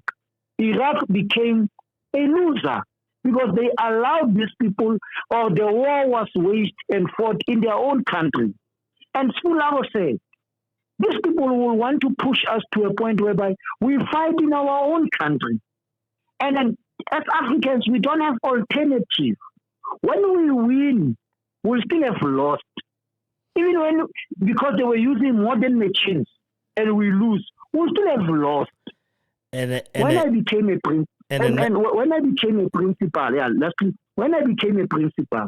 I remember my second manager once said something to me, and he echoed what Mr. Makau taught me. He said, when you are a principal or when you are a teacher, and then he said, when you are a teacher, when a learner, or in fact, yeah, a learner beats you, as a teacher, you feel like you have lost. Right? But even when you fight back, you are still going to lose because you are not supposed to. When there are other measures, that's what Mr. Makau told me. And then he was referring to me fighting a learner. And then when I became an HOD, Mr. Makau said, if you are an HOD or a DH, departmental head, you fight a teacher, you lose because we expect you to know better than a PL1 teacher. And then when a teacher beats me as an HOD, I still lose and feel embarrassed because I've been beaten by this person. And when I became a principal, they said, if a teacher gets into your office about Faragadi washing, don't retaliate. Because if you beat him, you're going to lose. If he beats you, if you still feel like you are losing, let them do that and you will suffer the consequences. And now, let me bring it into this context. If these people, because they pushed us to a point whereby we were to engage in a conventional war, and we know that MK, APLA, and Azangla combined, they were not going to defeat this modern Sadaf or the then Sadaf with their machinery. Don't you think that other African countries could have come and help us? Those who really, because I remember 1990, what? How many of them? I remember. How many of them? How many of them? Let me come to that. Check your history. And I remember Uganda was training its air force to come because Idi Amin was still the president at that time. He said he wanted to take Cape Town for himself. And then what else? I think Nigeria as well was part of that to say they want to come because I mean all the way ANC had its bases. I think most of those countries they actually wanted to come and help Mkondo Wesizwe to fight this thing to get it out because this whole thing of negotiation, Mr. Machoy, it has brought us to this point. If we had that civil war, whether win or lose, we wouldn't be having such people telling us that white people are being killed every day on the streets. As if it's the truth. And to an ignorant ear, they will take it like that. Hence, America thinks that we are the worst in the whole world when it comes to racism and unequalness. You understand what I'm saying? So I think we needed that. If only we could have had that, maybe we wouldn't be having such people in our parliament. Tanzania doesn't even have a white person in the parliament. Why? What was so difficult for us to do the same thing?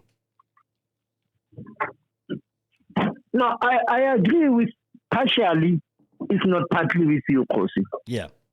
But I was telling you, you call it a political compromise and maybe a positive truth.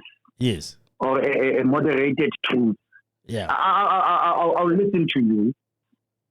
And we must understand that the ANC as a broad church, it was as a broad church. You know why they call it a broad church? Yeah. You know, in a church, do you know why they call it a broad church? Because it wants to include everybody. Yeah. Which is wrong. The believers and the church caters the believers and non-believers. Yeah, but then it's wrong. It's wrong because and the agents. Remember, the ones who were being oppressed more were not the other ones. It was us. And it was formed as a native congress to try to liberate us from these people. Now you becoming a broad church is just you compromising too much. Hence now we have these people who are so chacharak telling us this shit today.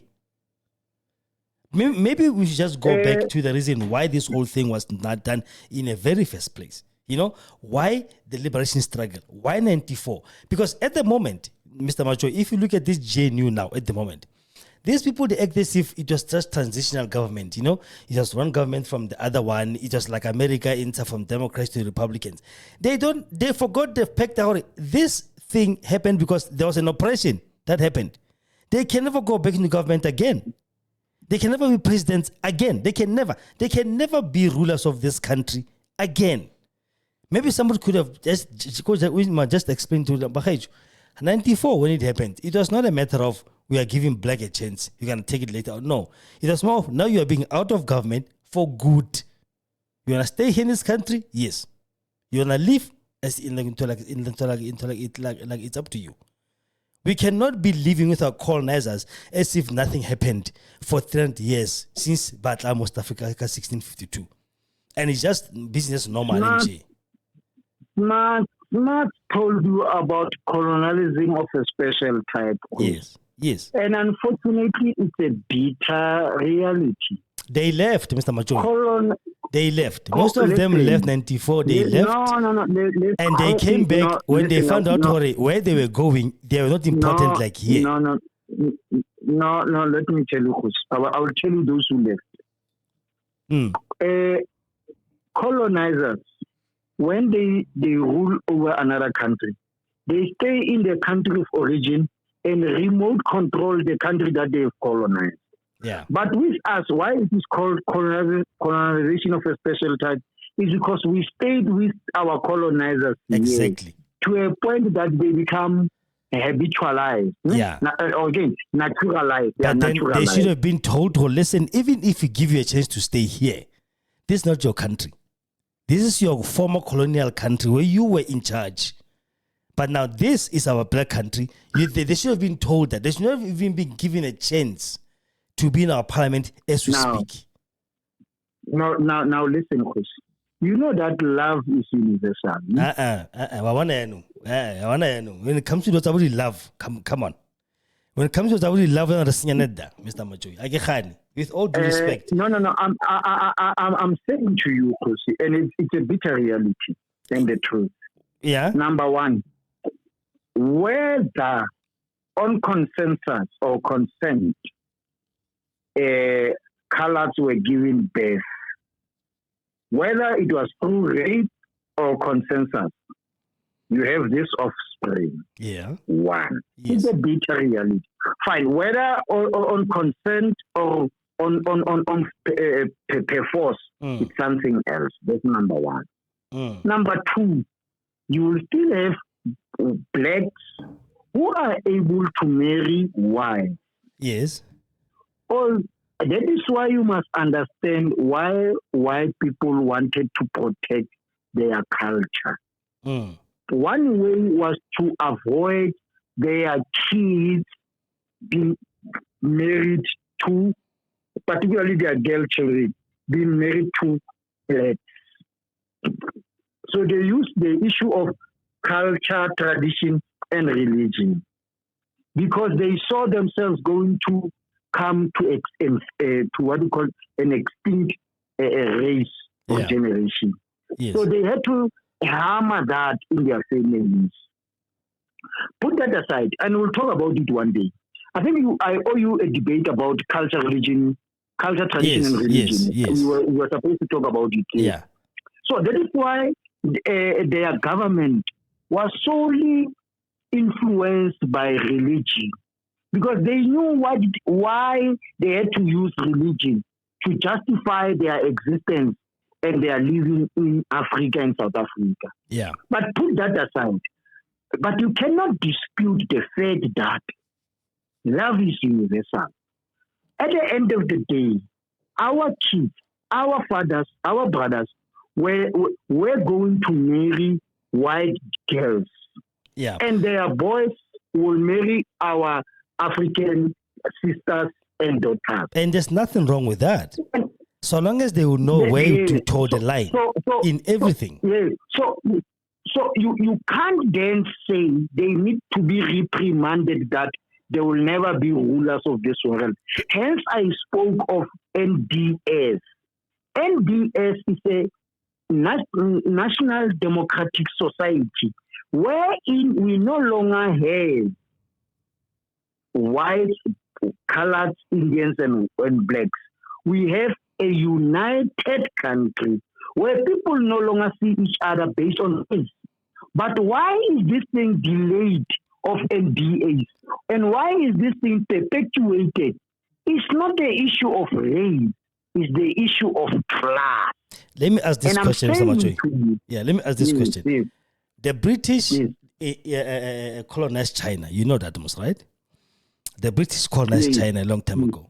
Do you think that the Chinese will... India as well. Yes. Do you think that both countries, especially China, will let in British white people to rule again in China?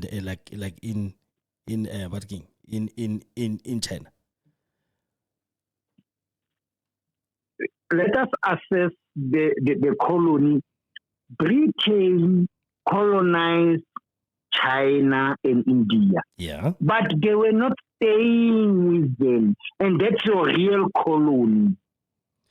With us, that is why it is called colonialization of a special type. Because the Chinese, the Chinese and Indians, they were remote controlled. No, with us, these people never remote controlled us. They stayed here. The difference, and they fought, and they fought the Boers, the African speaking, who are of the Dutch origin in Holland. They fought against the British, and in 1910 the British gave in. And they said, left. Okay, we'll retreat and give you the land, excluding blacks. Hence the formation of SANC in 1912. And they left. This thing of the British left. Yeah. But so did the Portuguese. So did the Portuguese in Mozambique. So did the British in Zimbabwe. So did the Germans in Namibia left as well. They gave the country back to the black natives, but these ones, Rona, were giving, they gave our land into the other white people who should have just left and went back to Holland where they came from. Don't you think that's supposed to have been done? That's what I'm saying. So you're comparing South Africa with other countries whereby what happened in Mozambique and wherever that you are saying did not happen in South Africa, and that's a bitter reality. Yeah, we have it here. So I'm trying. The point that I'm trying to drive home is that our history is different of those people, but we must not lose context of what we are trying to debate. But I think this background is also important to show you that the colonizers stayed with us here. Yeah. And those, now you spoke about others left in 1994. Mm-hmm. You need to know who left. People, I think it's somebody who once taught us, I think when I was at, when I was Smart recommended that I must be taken to Elijah Bakhai school. Yes. What Solima Paila and Vavi and one comrade wako Numsa, but it was not Ivan Jane. There was one comrade. They taught us, and they said, whites who left 1993-94 and mass are two types of whites. One, whites of a particular class. It was rich white people who went and they could fit in those countries because they had wealth. Those are the whites, and they are very few. They left. But don't look at the number. Look at the type and class. It was rich white people who left. Number one. All the right. second class or type of whites who left South Africa, whether they were rich or whatever, were the die-hard apartheid holders. And then he left South Africa. And then he said, whether one or both of them, when they were there, they realized two things. They could not adapt, either because of economy or cultural differences. Or they were not important as they are here. Or because they were never important as they are here. Yes, that is why I'm saying economy, they could not have servants who will agree like us when they were in foreign countries like UK, America, Australia, etc., etc. And they came back. That's number one. Yeah. Whether they perpetuated what they were doing, it's something else. But I wanted to drive the issue of the white people who left. And then secondly, those who were hardcore racists who left, whether they were rich or not, because they could not fit in. And then they came back because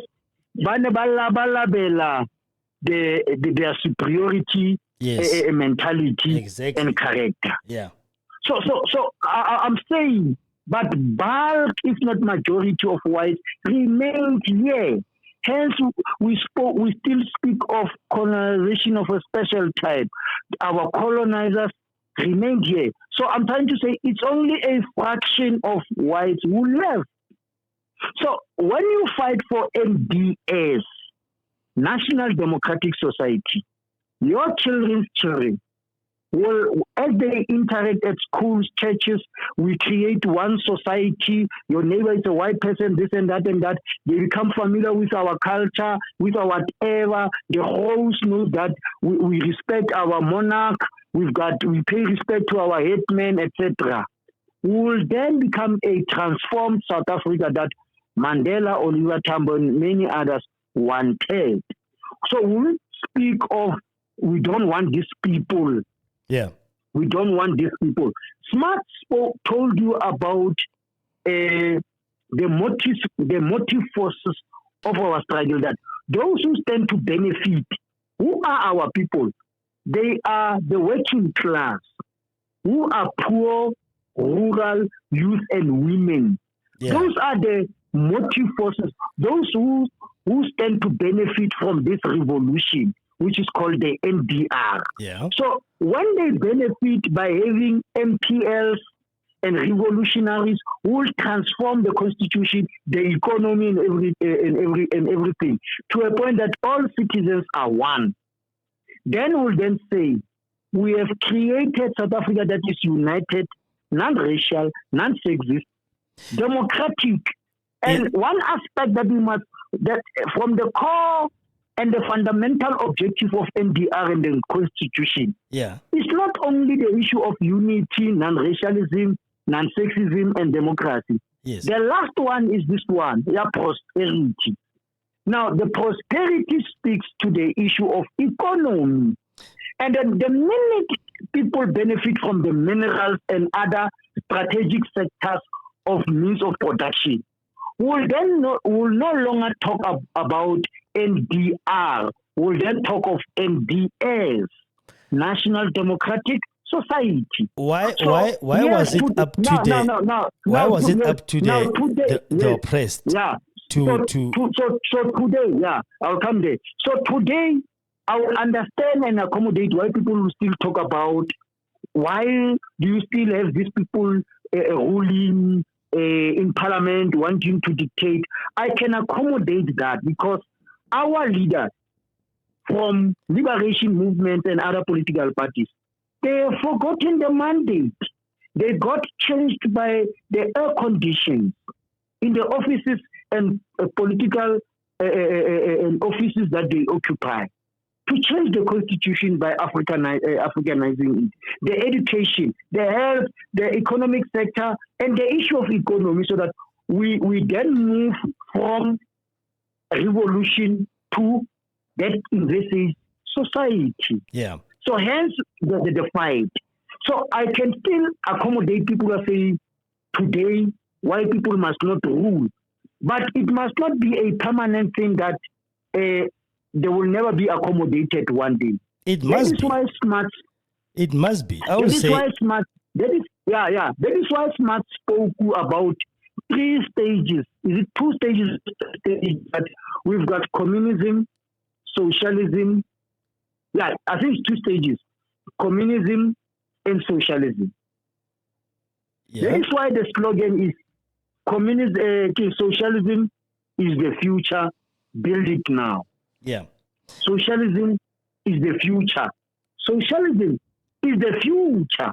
So we starting with communism. Right? Today we want a communist state, but the ultimate goal is a socialist state. That's why socialism is the future. Okay. It's the future. Wait. Then build it now. Yeah. So you build it how? You build it by creating democratic culture, institution. In 1993, I remember Martin Mutwane and I, led a freedom song. We were marching from Opahano to Bupiri. I think it was 1993 or 2, one of the two. We were marching from there. And we were singing this song, socialism, democracy, and communism. We're going to change South Africa into those stages. That is why the first stage is democracy. Democratize. That is why we are now in democracy. That's number one. Yeah. Now, why do you have a Communist Party as part of ANC? You ask smart, why is Communist Party not divorcing itself from the ANC? They are yellow they are red during the day, but yellow during the night. They are saying, no, we need to mark the ANC. We need to be here with the ANC. The first mandate that the ANC must do is to democratize society and institutions. Then once we have first democratized society and institutions, when we are happy that we have democratized society, we have built hegemony, we have defeated classes, we will then get into a communist state. But a communist state will not be a permanent state where we will say we have arrived. No. Socialism is the future. Build it now. All right. So when we live in a socialist state. You know, my problem is the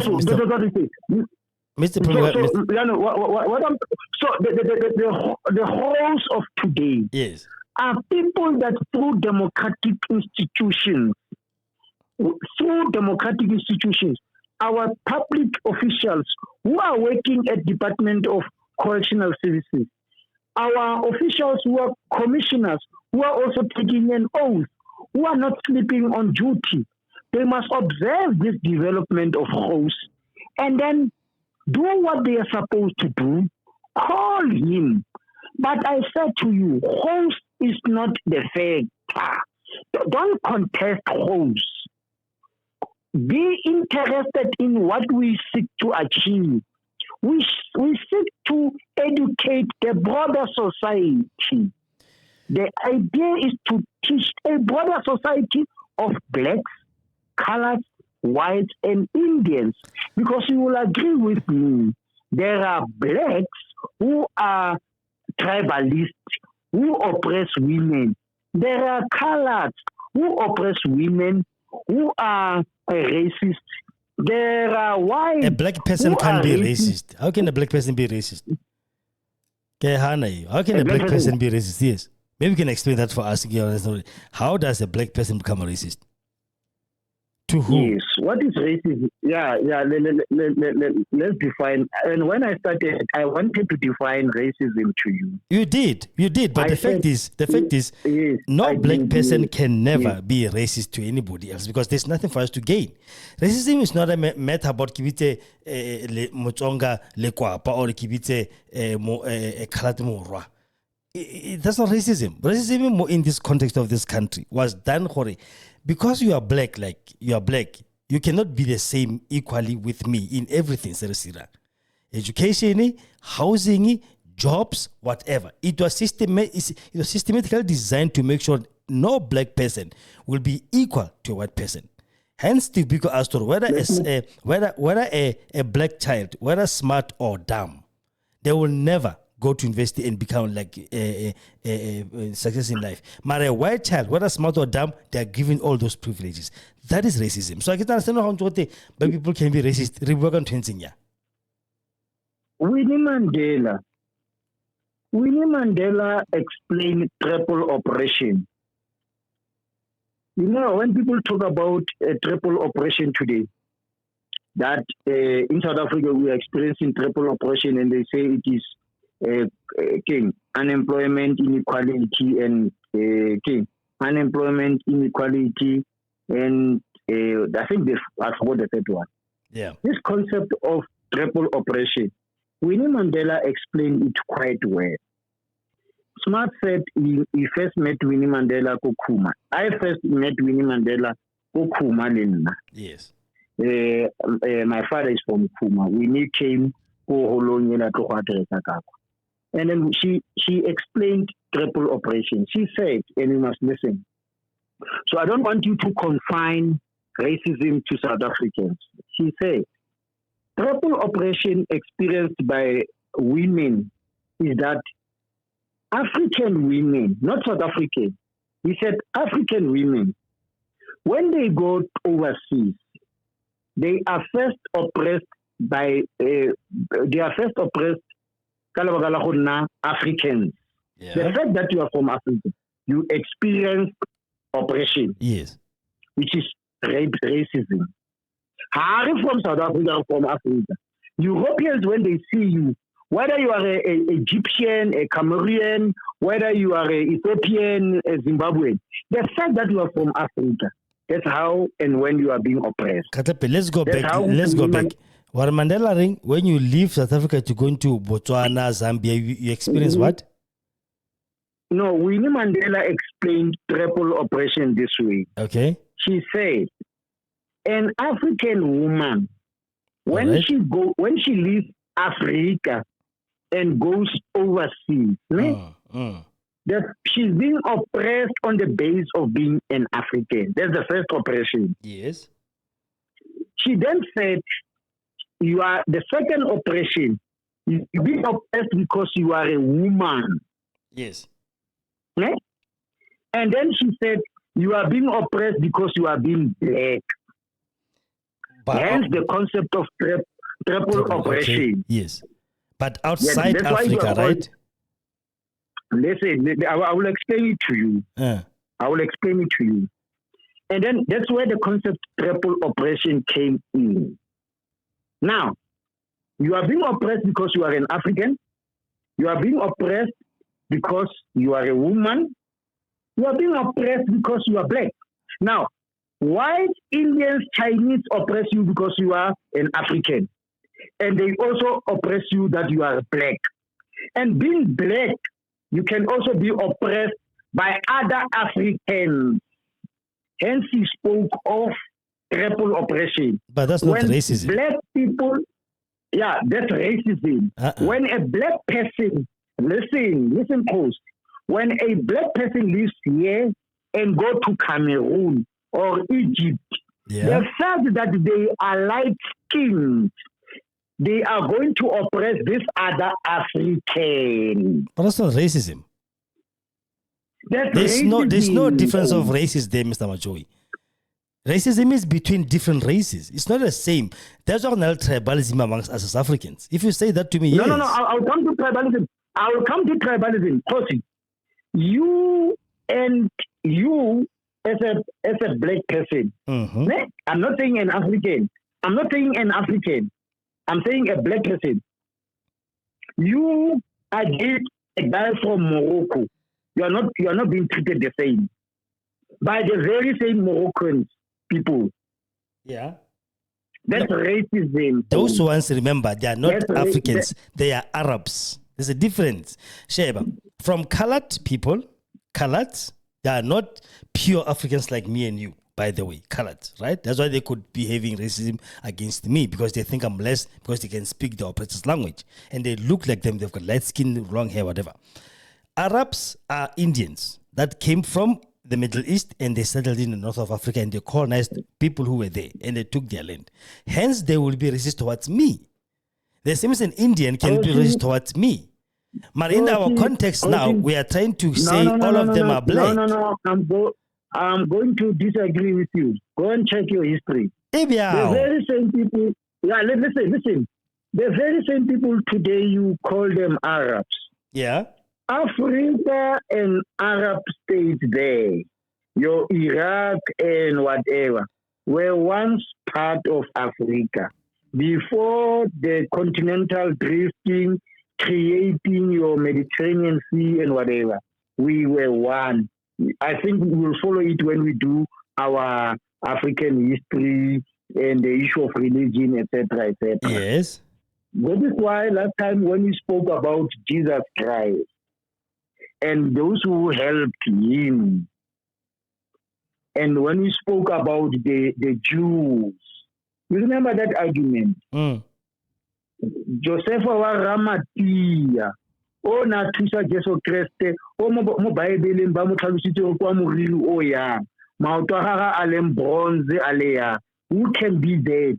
Ke man a thusa Jesu Kriste sefapano sa gage. So before the continental drifting, those countries were part of Africa before the political boundaries kicked in. Yes. I'm saying blacks can also be racist. How? That's my question. How? Yes. And how? to who on top of that? Yes. Now, I'm saying other Africans in Africa who are not black in skin color can oppress you and I on the basis of our skin color. Yes. That's racism. Now, why would they do that? They will do that not only on the base only. That is why in Communist Party they say oppression is not only limited to skin color. It is done and it is due to class. And class, there are two classes. The working class, which is called the proletariat, and the bourgeoisie, which is called the capitalist. Yes. That's from political point of view. When you go to economy, you will have the poor, the middle class, and the rich or the upper class. That's one is a classification from economy point of view. But from politics and communism, there are two classes, the proletariat and the bourgeoisie. But isn't that communist ideology? So racism in Africa can also be done by other Africans who are different from us in terms of skin color. But why are they doing it? Apart from being light-skinned, is because of class. Yes. Because they are rich. So even blacks, even Africans can be racist. And then Winnie Mandela then continued to explain that on top of that, because he was trying to explain triple oppression affecting African women. That African women, when they go out there, but now leave the issue of gender. She was saying Africans, when they go there, now she was trying to address the issue of oppression that is experienced by women. She then said, you are also being oppressed because you are a woman. Yes. That's why ANC Women's League spoke of triple oppression. And then she then said, what women experiences is not only something done by white and other Africans. It is done by men. Men oppress women, even though they are blacks or Africans like them. They oppress them because we differ in terms of muscles, we differ in terms of wealth and the authority that we enjoy from Kgosi and the monarch and the drafting of laws. We all know that so men will draft laws that oppress women. That is why the fight of African women for ANC Women's League was to defeat triple oppression. That the oppression that women experiences is different from that one of men. Because with men when they go outside of the boundaries of South Africa, they are being oppressed by being Africans and being black. Hence I'm saying. But with women, But with women, it becomes triple oppression because they are now further being oppressed because they are being women. But remember the argument, can blacks be racist? Nah. And the answer I'm still saying it's a no. It cannot be. How do we become racist to who? I mean, we have light-skinned Batswana, right? We have light-skinned Tswanas amongst us. We're not being racist towards them. How do we become racist to somebody who like yellow bone le motswana ka nna le wena? Mara how bua ka le colored? How bua ka le colored and o bua le ka le Arab? Then it's something else. No, Kgosi, don't take it literal. And we must not argue. You said there are light-skinned blacks that are racist towards dark-skinned blacks, and I'm like, how is that possible? Informed, then it is being informed by class, economy, or wealth. Unless how carry classification never tabanchu, they class each other, then I understand and I'll agree. But not racism. Classification that class is more of who hasn't have enough. Other example, how we used to take Matsonga. We took Matsonga as the poorest. That is really the way it was built more Kanyahori. The Tsongas where they are staying, Solsville, it's very poor and very ugly. That one is not racism, it's tribalism. Tribalism or classism, where we class people according to how they have. Now you're going to English. Don't go into English. I'm saying when Motswana Kumutsonge is tribalism. That is why Gwede was attacked. To say when Zulus take their decision to distance, don't tribalize them. Don't bring issue of tribalism because you are insulting them. They are not doing this against other tribes whatsoever. No. They are saying, looking at our material conditions in KwaZulu, we're going to vote one of our own, whom we know that we can liberate South Africa. Yes. Because MK expressed itself outside the borders of KwaZulu-Natal. Yes. So that's why they condemn Gwede. You see? That is why they then said, now, if PA gets more votes from colors, are you saying they are racist or tribalist? Yes. If Holomisa gets, so they said, stop doing that. And they felt insulted. Because and to put more weight on their argument, they said, if you think there's nothing wrong with MK getting more votes in KwaZulu-Natal and less vote in Limpopo. Northwest. Yeah. Are you saying if people in Northwest did not vote for it based on that, are they against the Zulus? No. It's not on the basis of Zulu. It's on the basis of whom do you feel in Northwest to be equal or equally competent like Zuma there? Something of that sort. And if we find that person in Northwest, we are not voting you on the basis that you are Zulus. We are looking at the issue of competency and somebody who can understand our needs and has historically responded. Yes. So MK people in KwaZulu-Natal, they said Baba Zuma responded to the needs of South Africans nationally. And it's somebody that we see and we know from here. So we'll support him here. So where they don't say we are tribalists, you are insulting us. Yes. And the insult was loud and clear. Of course. So Kgosi, Africans based on the issue of class, Africans or blacks informed by class, yes, they can oppress other blacks or Africans. But it's not racism.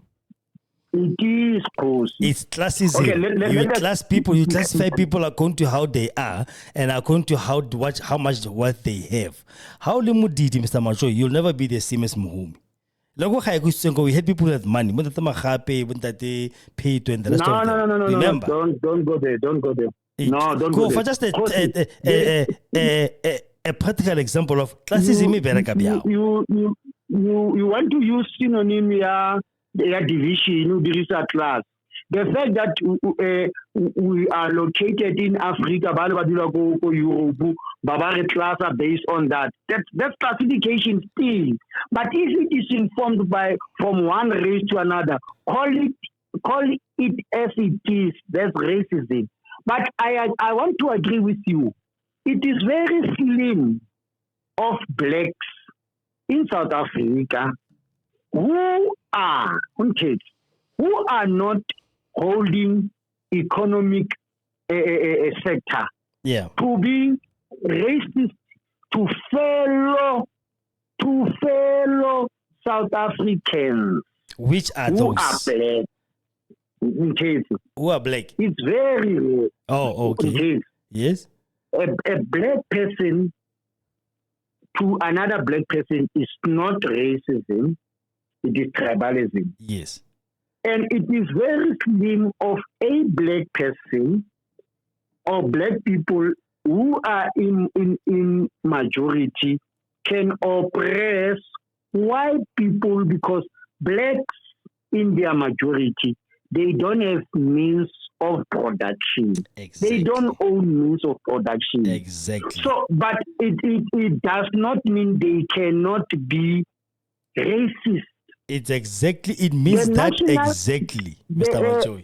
The National Democratic Revolution seeks to create a national democratic society wherein blacks will not oppress people of other races.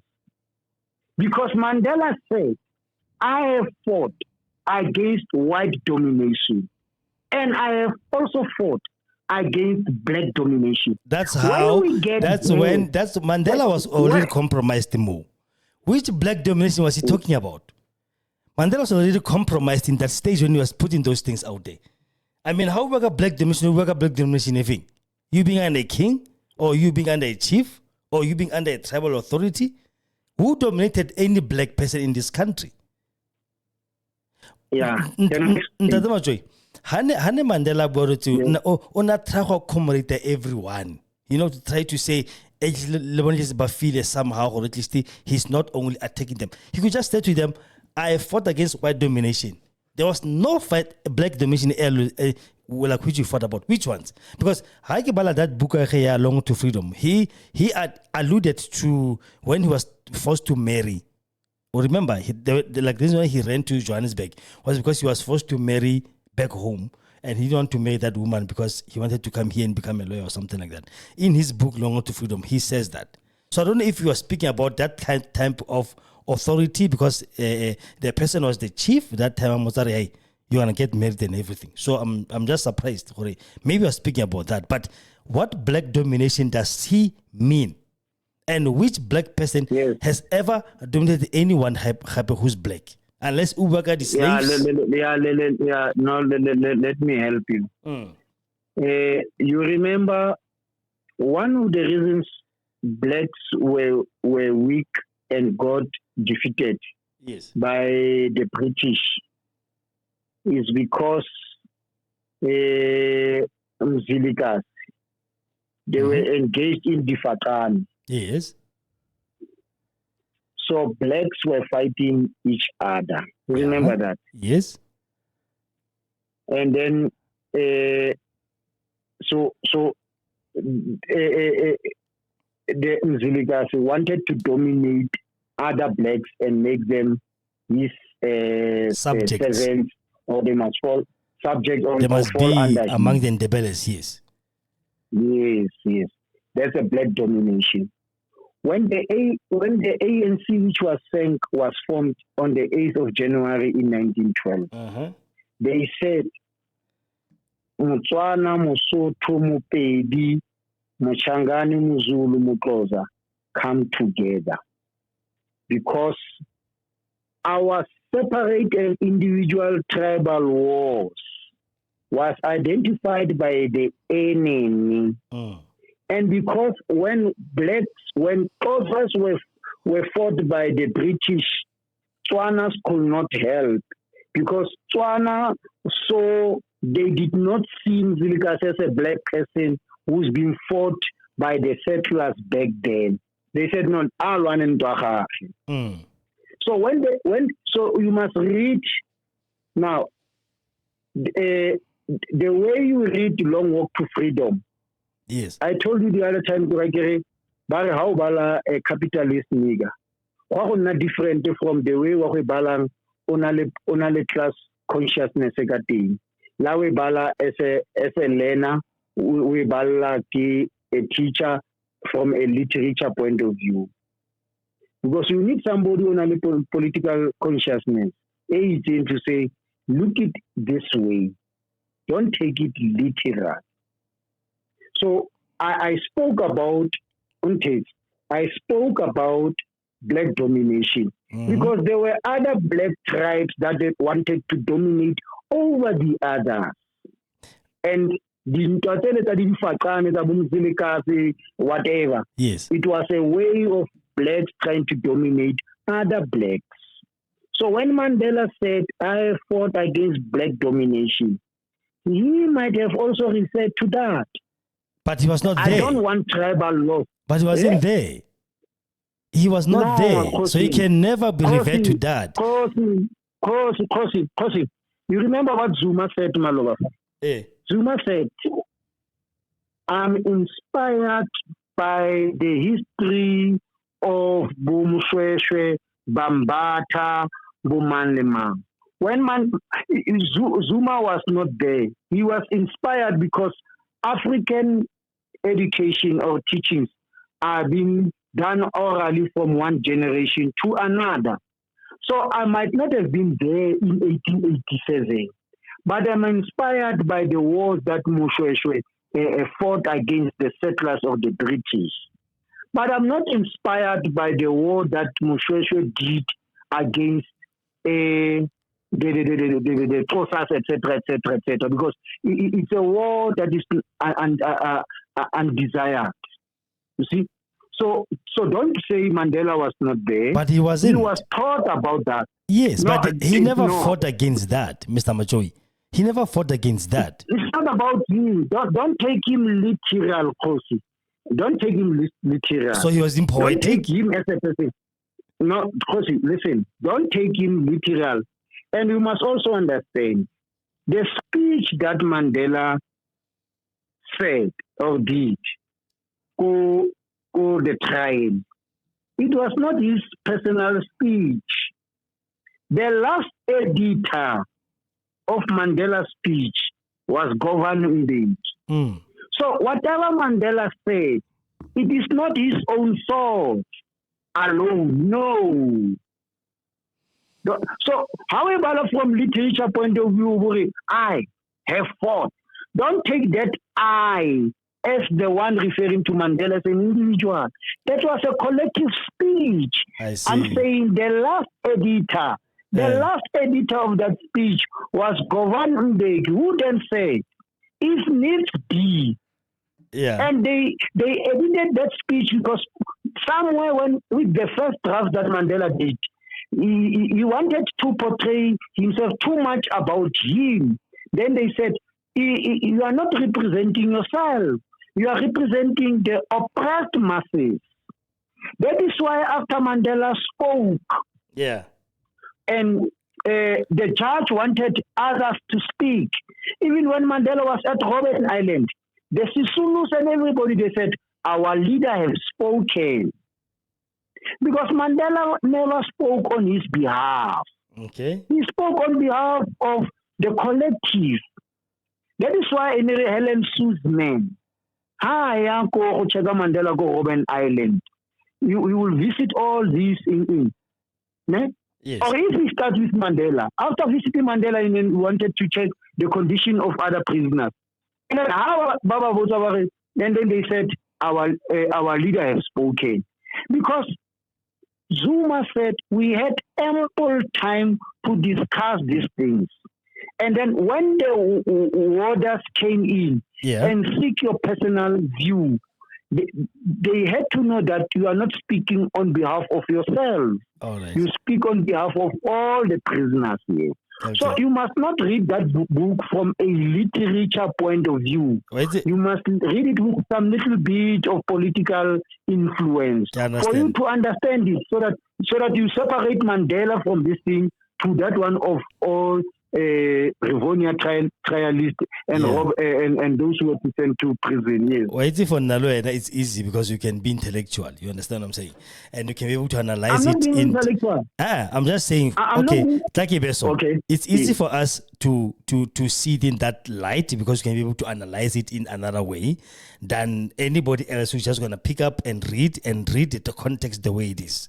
Abala the sense the way it is, or okay, I fought against black domination again. And the question will be, which black domination are you fighting? Because, I mean, really, yes, no black person was busy. You remember what Smart said, and that's Smart's pain. Yes. Smart said something to you, and that's his pain. He said, we have trained people, and Majoy is one of them. Remember, he said that? Yeah. He said, we train people, they need to say, and Majoy is one of them. That is why, Kgosi, Smart must tell you that am I a commissar or what? Yeah. But Smart, being a PEC member, he was an additional member before he became a chairperson. He was a PEC member. He then recommended at the PEC level that it's about time that we take Majoy to the district. Yeah. I became the district secretary of Lilian Ngoyi. And that made me a member of the extended central committee. Yes. And Smart, as a PEC with the PEC resolution, he then said, and not him, PEC said, you can't have a PEC, ex-officio PEC member who is a district secretary, who is an ex-officio to the extended central committee, not knowing politics. And when Smart came here, that Communist Party or a political school. Yeah. And I said, but I've been a member of the ANC, Youth League and ANC. You taught me politics. He said, the politics that we taught you learned from ANC, they are at national level. With a targeting certain aspects. Now we want to add a spice of you being class conscious. Okay? Class conscious, yes. Now, I was then taken to Elijah Bahai. That's where I upgraded my politics.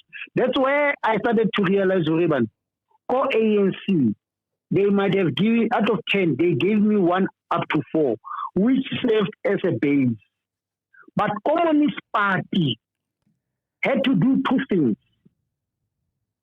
To add 2% or 3% of my political...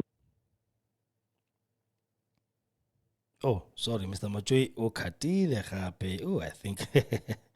Let me just have to get him on the call again. Yeah, we are still talking, man. You're still talking so much. The time's what? 10 o'clock. 8 minutes past 10. Yeah, let me just get him back. Yeah, Mr. Majoy, you got to let Peter first your point? Yes, Smart then said, the politics that you learned from ANC Youth League, in fact, he said PYA, Progressive Youth Alliance. Yeah. The politics that you learned from PYA and the ANC, let's rate them at 1 to 4, or 1 to 2, or 1 to 3, whatever. Yes. Now, Communist Party, we are going to add them from 4 to 6 or 7 or 8. But also cement the political understanding of the National Democratic Revolution. Yes. From a class point of view. Now, whether when I came from Elijah Bahai, I became a commissar. I can't call myself a commissar. Smart is the one who can tell you, Majoy is a commissar. And what is a commissar? It's a teacher. That is why Smart, they taught me and say, we are going to open a political class in Hussein, and you, Majoy, you must become a political commissar. See? Yes. You must go and teach politics. You will come across those who are hard, narrow nationalists. You are going to meet petty bourgeoisie. You are going to meet this. Because your politics of ANC have been cemented and upgraded. That class consciousness, you must be able to conscientize them. All right.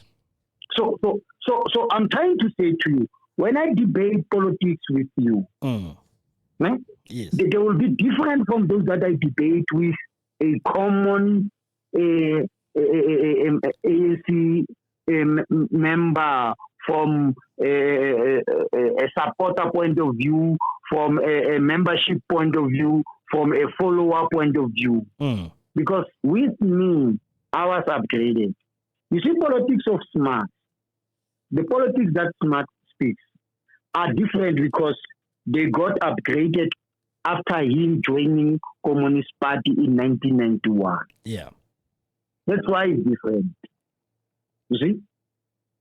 That's why it's different. So I'm trying to say, never argue these things from you remember Maloba when Smart came in Riboga issue so-called government of national unity. Yeah. He said, no, we must ensure that we don't talk from newspaper or common sense point of view. Yes. And he knows that I will never argue any matter from common sense point of view. Yes. Because I am that material that was made to read, analyze, and understand issues from class contradictions and struggles. Yeah. And when I debate the issue of so-called GNU, that is why I said to you, when people wanted to talk about the government of national unity, I said, this is not government of national unity. It must get legitimacy from the Constitution. Yeah. In 1993, going to 1994 elections, when they were working on the interim constitution, they needed to bring in the issue of sunset clause. Yes. Yes. That said, even if there is a political party that is going to win in majority, it is a must for them to include those who got certain votes at a certain threshold. It was very specific. And remember, I spoke about at 200 clause, mama. Remember, I spoke about that. It found expression from there. Yeah. And that interim constitution, it was repealed in 1990 or dealt with in 1996 when we adopted the new one. The new one doesn't have the issue of the deputy president. So when anybody speaks about declare, it's irrelevant. When anybody speaks about GNU, in this current constitution, it does not find expression. Now, when you look at them today discussing government of national unity, it's like there is no boundary or threshold. Even a party that got one vote is being made part of a government of national unity. In 1993, when agreeing to that one leading to 1994-27 elections, there was a threshold that now, for us to form part of national government, a political party should have reached a certain threshold. Right. That is why it was ANC, National Party, and IFP. Yeah. You see? So that was called GNU, legitimized, formularized, gazetted from the Constitution. This one is not there. Whether you call it Grand Coalition, whether you call it coalition, but it's not GNU. And I must not say this thing Kgosi from common sense or what I view from TV and say, no. The issues that I got must inform my submissions. Things that I'm going to deposit to you must be different. Yeah. Must be different. No, So I'm saying, the issue of racism. Yeah. Why it is still there? Why it is still there? And you must understand the quantitative, if not qualitative, gains that we did against racism, backed by the Constitution, that we must liberate ourselves from there. Yes, it might not be 100%, but by democratizing institutions, setting up institutions like Human Rights Commission, etc., anybody who raises this, who takes out this ugly tongue of racism, our institutions must deal with him. Yeah. Because racism was abolished.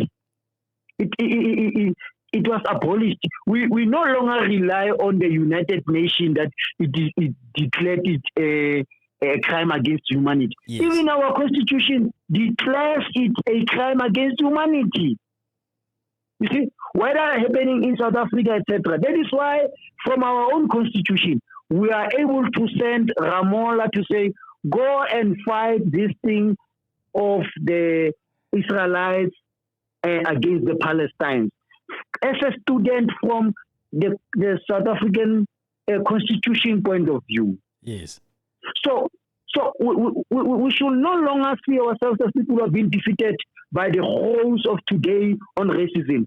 We must then say, no, horrors is a narrow, cheap racist who thinks things of the past will still favor him. Yeah. And what are those things? The Constitution. It no longer backs him up. And democratic institutions must deal with him. Mm. But beyond that, we must rehabilitate him. No. And when we talk of hope, how do we rehabilitate him? Listen. Yeah, it's fine. How do we do that? And when we talk of hope, yes, when we talk of hope, don't see an individual. He's the one who spoke this thing. There are many holes. Exactly, there are. But now we are dealing with this one at the moment. Yes, now, democratic institutions must deal with this one, hey. Yeah. So that we teach those who are like him, who still think that the Constitution will back him or his political party or family. We must then teach him and those who are practicing racism in dark corners. Umkhabulo number 8 of the ANC. Umkhabulo number 8. I can see this book. It was, Umkhabulo, the booklet. It used to be this A4 size. Yes. And then later on, it went to this small exercise book. Ne? Yeah. Umkhabulo number 8. It speaks of the demon of racism. I think it was in 19. It is goldish outside. It spoke of the demon of racism. Yes. So we know. So even when we appear to be beggars, even though when we appear to be fighting or kneeling down to white people seeking peace, yes, it makes us feel like we are losers. Yes. I know we don't want and like that. But the current struggle before us is no longer racism. It is class struggle, where the issue of non-racialism, non-sexism, democratic and united, we are there. We are now getting into economic freedom, which is there as one of the core and fundamental objectives of NDR and the Constitution, to create South Africa that is prosperous. So those who are fighting economic freedom must not be seen as people who are uncivil and whatever. It is there. This prosperity will come from where? From the issue of economy. Hence, I'm saying the issue of economic power is our immediate struggle that we must engage ourselves on. And if there are those who want to fight this thing of racism, we must then liberate them. Democratic institutions will deal with these people. Ours is just to conscientize Human Rights Commission. What are you doing about Gouws? Yeah. You must deal with it. We move forward. And then all of us must then say, the economic freedom is a battle that must be fought by all of us, because all of us have not gained anything. And what are the stumbling blocks? The lumpen bourgeoisie. Those the few blacks who aspire to be capitalists, who stops us when we are to arrive at the second stage, are the ones who must be defeated. And who are those? Are those who are only being invited to the table. Yeah. There are those who are fighting for scrabbles on the floor.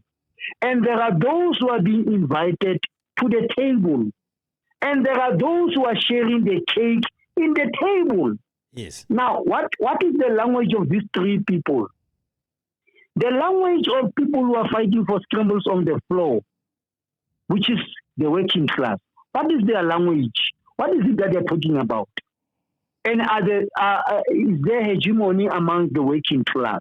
Yeah. The poor who are eating from the floor. And then how do they differ with the middle class? Those who are being invited to the table. They can see the cake, but they cannot put their hand to the cake. Yeah. Secondly, there are those who are having the fork and knife, who've got an access and who own the cake. What is their language? Their language, instead of giving the middle class and raising those who are on the floor, what is their language? You know what is their current language? Yeah. Let us grow the cake. You know that concept? Yeah. When they're supposed to share the cake, when they're supposed to share the cake with us, they say to the middle class and the poor, wait, we are still trying to grow the cake. Now, then the poor who are eating the scrambles they must talk to the middle class that we the poor and you the middle class, we are the same. We are called the working class. We don't own. You might be close to being invited to the table, but we don't own the cake. We don't have the knife and the fork.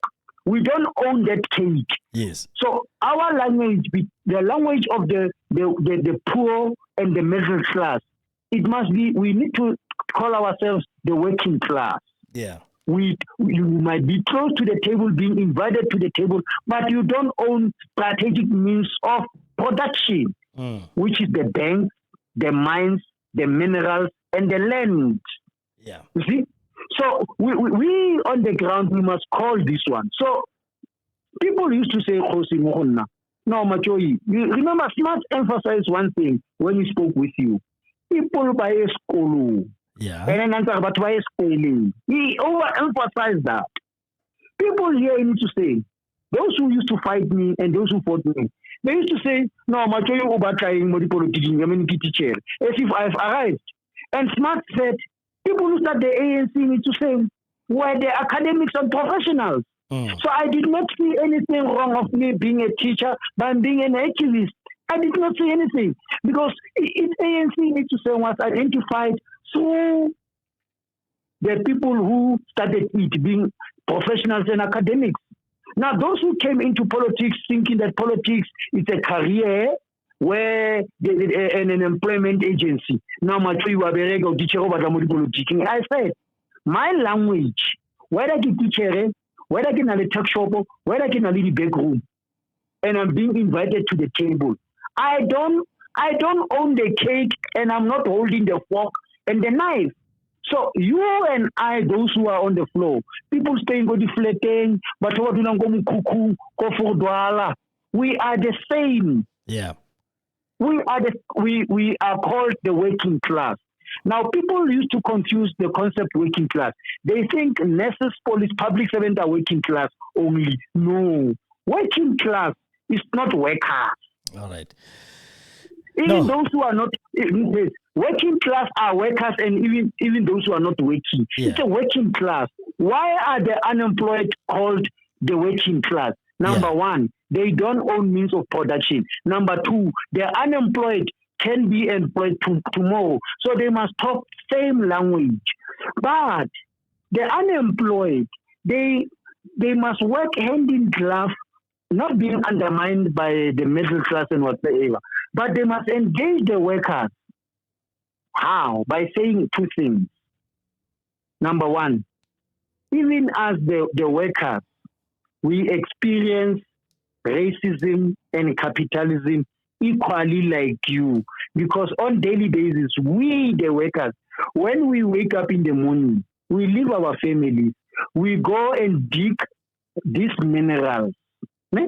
Yes. And we come into contact with the bourgeoisie. And we get a meagre salary. So we are in constant interaction with the oppressor. Yeah. Who is the bourgeoisie, the capitalist. Yes. So we're not the middle class. who are the workers, who are part of you, the working class. But because we're now on daily basis, the master, we can fight this master because both of us don't own the means of production. Yeah. So that's hardcore communist and politics, and that makes us to be one. So the wholes of today, and this one and those that are speaking in dark corners, yes, must be conscientized. They must be taught a lesson that the material conditions of today have changed. You no longer having the backup of the then constitution. Mm. And even this one that we have, we must transform it, not reform. We must transform it. I told you about the difference between reformation and transformation. Yeah. We must reform it. We must transform it. And that's another battle. And who's waging this battle? Is it the capitalist? Before we can reach the capitalist, those who are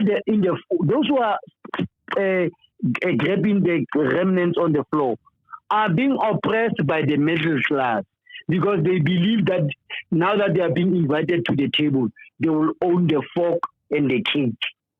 And you know what happens? Slowly and gradually, they are only being given the fork, expecting that they will cut the cake, not knowing that the language of those who are owning the cake is not sharing. It is the language of extending the cake. Yeah.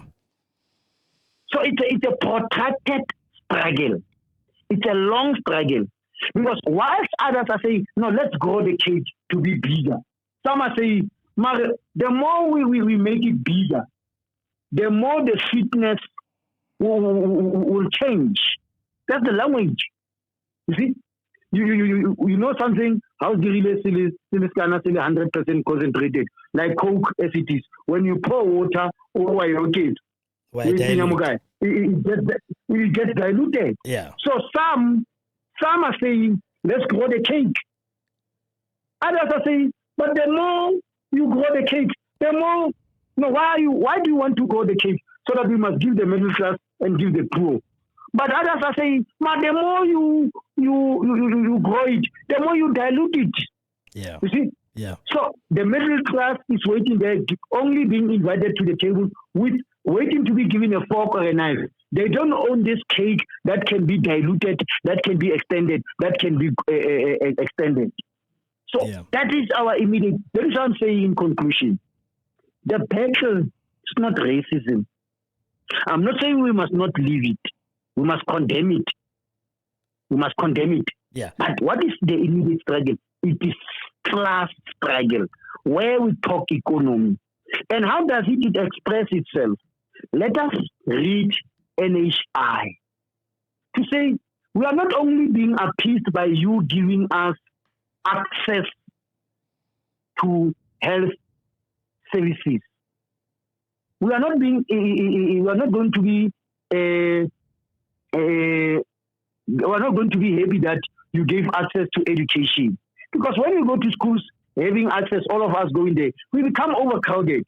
The education has not been transformed. There are few teachers. There is no security, sport and whatever. Now, when you give us access to health, what are the building blocks? There are no doctors. There are no nurses. Smart said, the battle of Tuso, it's when leaders like him back then, they then frustrated the maintenance grant because they had a long-term plan that if we don't issue enough budget for maintenance of Tuso, it will dilapidate and it will become clear to our people that close Tuso will then give you health center in Itsoseng. Yeah. That's how they frustrated it. They tried that if Brafosta, Nganga, I think there were three, Brafosta, Nganga, Kilebalalma, who represented Itsoseng first committee hall. They spoke about that. Where is the money to upgrade Tuso? All of us are saying, where is the money to upgrade Itsoseng police station?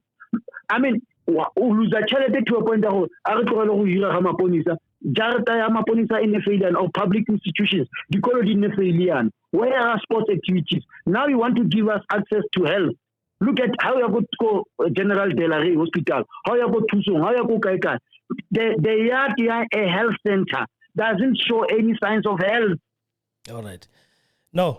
Where the bacteria are. Yeah. No, Mr. Machu, like I said, now I'm still standing on the side. A black person can never. We can go deep into what is the real problem we are facing at the moment. But at the moment, we are dealing with adults. We are dealing with human beings who know what's right and what's wrong. And for us now to say somebody must go for social media training, whereas this person know how to use social media, I don't understand. Is it to be seen to be doing something, or are we really doing something? But at the end of the day, we need to come to a conclusion. Black people have compromised themselves far too much, and black people have given far too much out as well, trying to please these people. Let's just be together, please, because you didn't go back where you came from. You are here, you settled here permanently. Let us try and just work together and see how can we work this. But even though black people do that, they always get spit on. They always, that olive branch, hike extender, it gets spit on, because for them, it's a no-no. We can never be the same. We can never be equal one. But then Jose to say, no, okay, let's then try to teach them how, we can't do that. We've got too many problems to do in this country, and we have no time to be now nursing human adults to know what is right and what is wrong, which they know, but they're doing because they think they're right. Why one?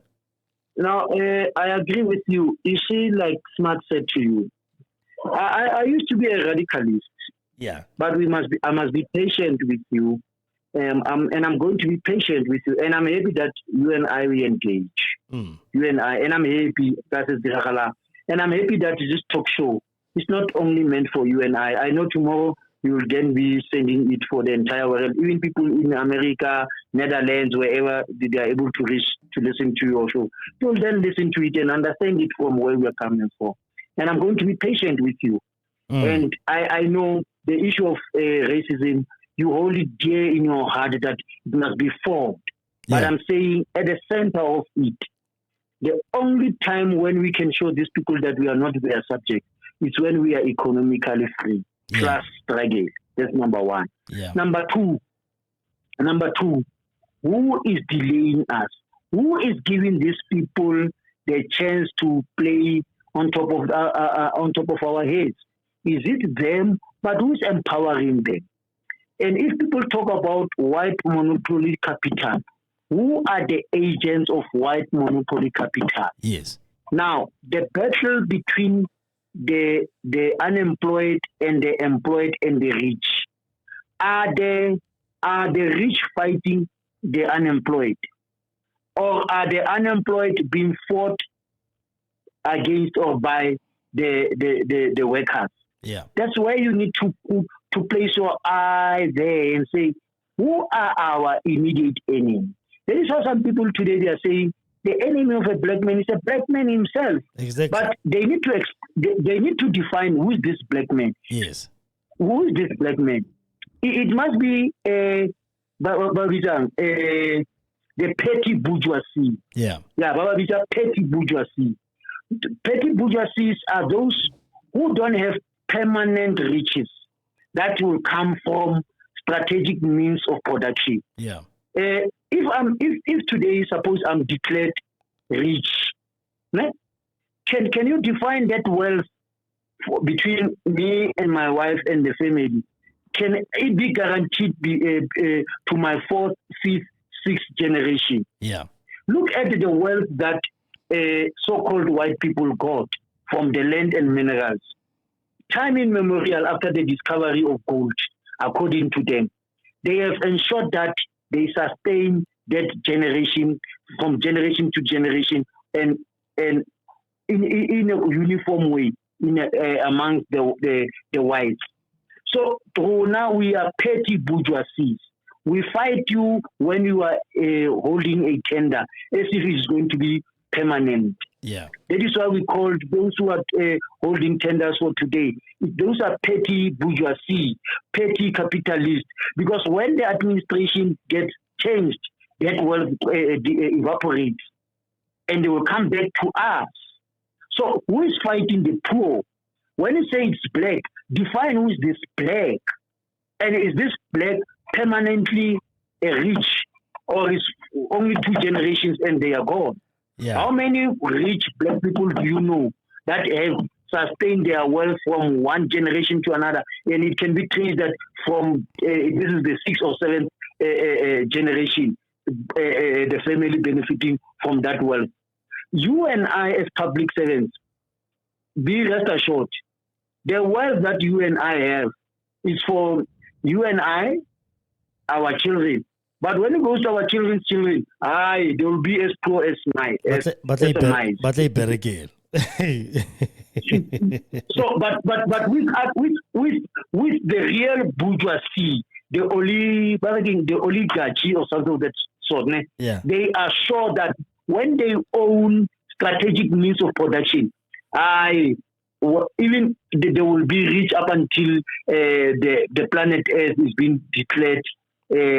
It will be announced to be coming to an end. Yeah.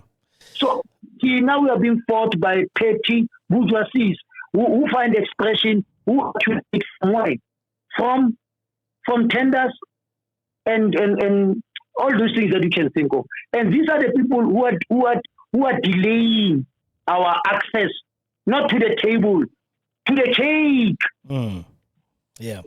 They are delaying us access to the cake, not to the table. Maribone, because they've been invited to the table and they have been given the fork. They have not even started to cut the cake.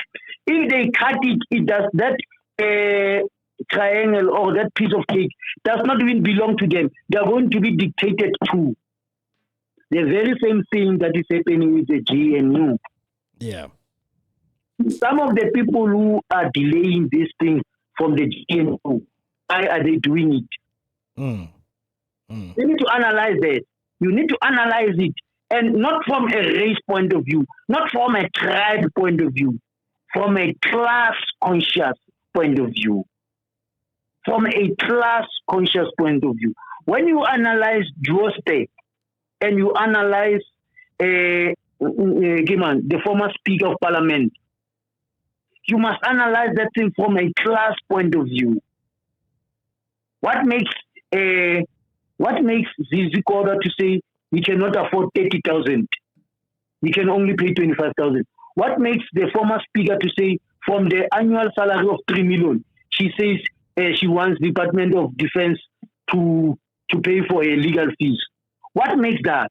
Because she has seen, don't attack her, she has seen most of the rich people, real rich, yes, being defended by the state. Oh yeah. So they know what are the same privilege.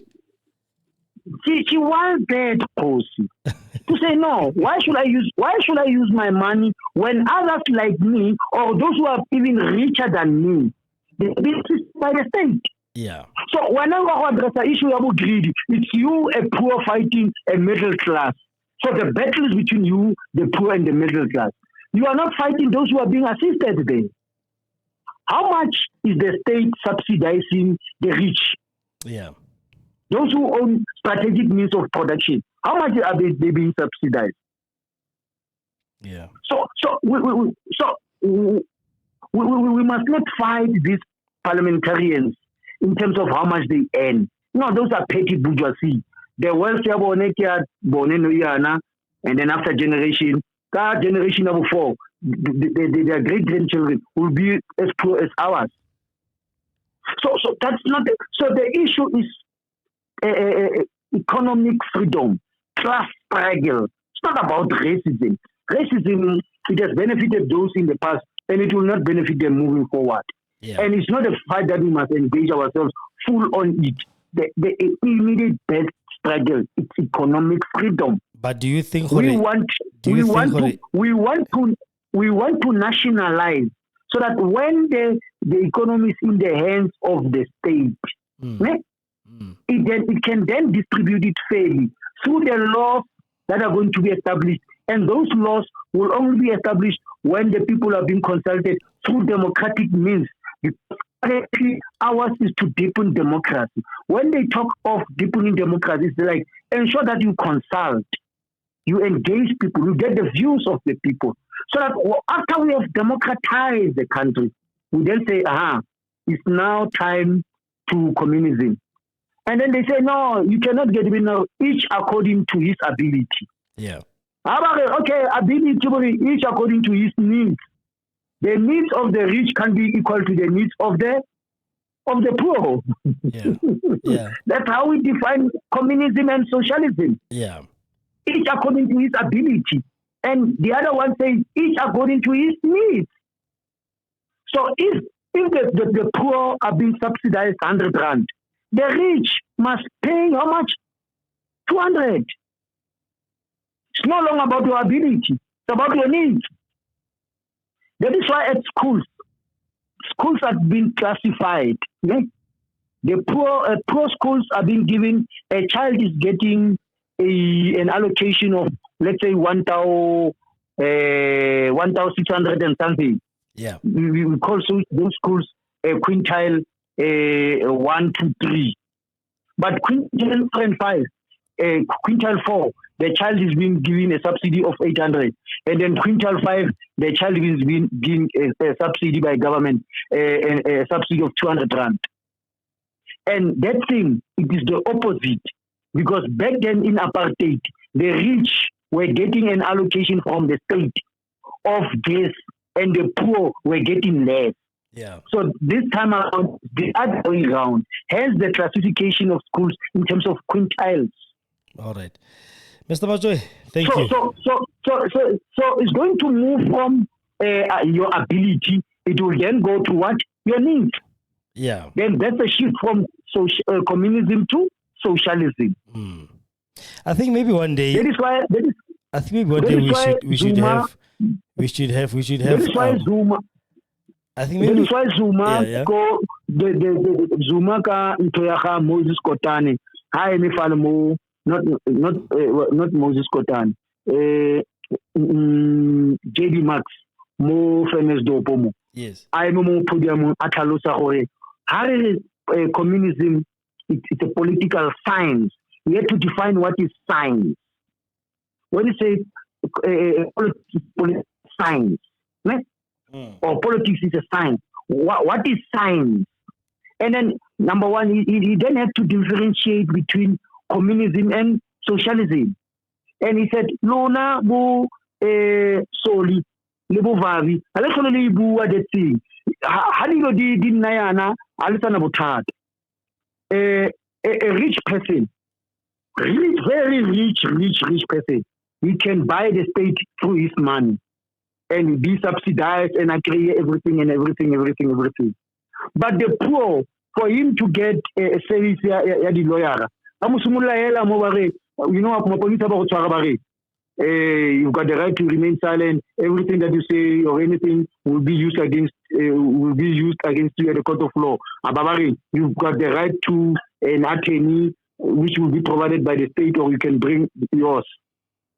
Yeah? And then how many of those guys do come and study and defend people? Yes. How many of our people are losing cases? But how many of the rich people, they can use the state to fund them up until they go to high court? How much are you paying when the state will do your case or the high court, unlike you paying the money? That is, there is a law. So those of our red communists, real red communists, who not must the take yellow us ones. into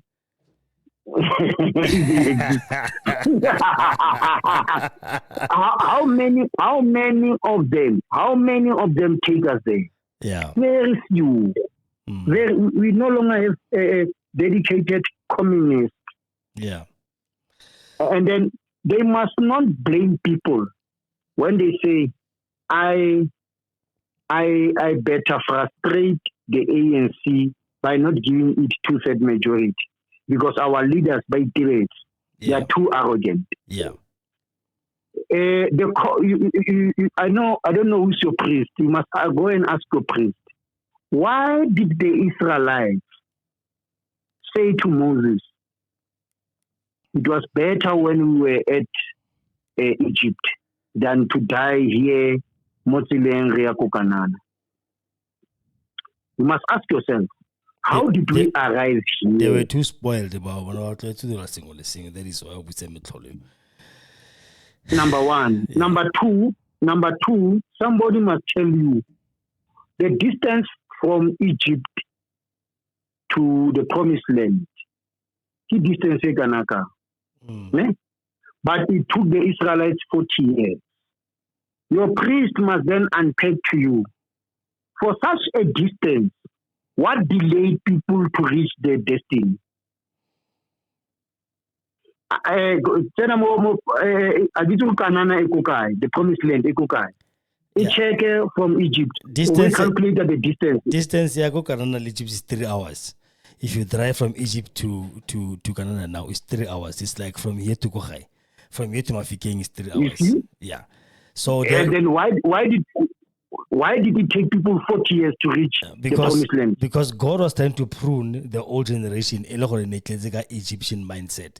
The reason why they were always saying we have to go back to Egypt, blah, blah, because of they were still longing for what was in Egypt. For them, slavery was a way of life, and obviously they will always refer, like going to go back. So God wanted at least the 4th or the 5th generation of new Jews to enter the promised land instead of the old ones, what like the old baggage. Yes, now it's not about them. They were not crying for manna as in like the food. And I agree with you that God wanted to rid of those with Egyptian mentality. Yes. And you know what is the Egyptian mentality? Yeah. The Egyptian mentality was one. When they wanted food, they were told to pray for barley. And then when they succumb, food will come. And they will think that Baal is providing. Yes. But with the God that Moses was saving, when they wanted food, God did not just provide them like Baal will. So they longed for Egypt because they thought that God was saving, and this one is not saving. And when you look at the distance of 3 hours, let's say 120 kilometers, why did people get delayed? They fought among themselves over small things. Yeah. 1994 to 2024. 1994 to 2024. What delayed us? Were we delayed by white monopoly capital or by the lumpen bourgeoisie? Who delayed us to our path to power? The road to a better life. Who delayed us? And even if the Rupert, the Rothschild, and the Oppenheimer, at what percentage? But who played the role on behalf of the Oppenheimer? Yes. Who delayed us? Yeah. And they say the battle remains between two classes. Yeah. The proletariat and the bourgeoisie. Yeah. All right. The poor and the rich. Mr. Majoy, I think we have covered, and I think what you need to do is we need to actually make a show that will explain this socialism and communism. What is it? Only dedicated to that only, Leon, because it's a lot. It's a lot that you have said, and I do appreciate that at least you're giving everything context the way it's supposed to, so people can be able to understand.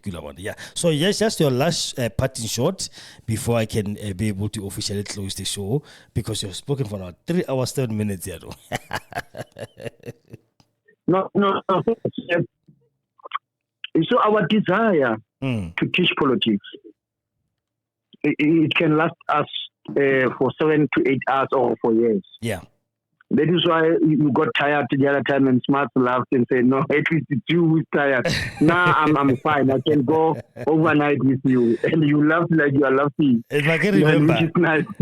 I can remember we are having a show. Some people have a level like the maybe it's like upload or go Facebook. I mean, go work in this thing, go YouTube. They look at the times like 3 hours.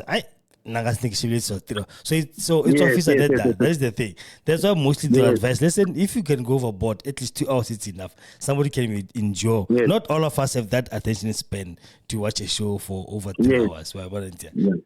Yeah. No, it's appreciated. No, thanks for the opportunity given, number one. Yeah.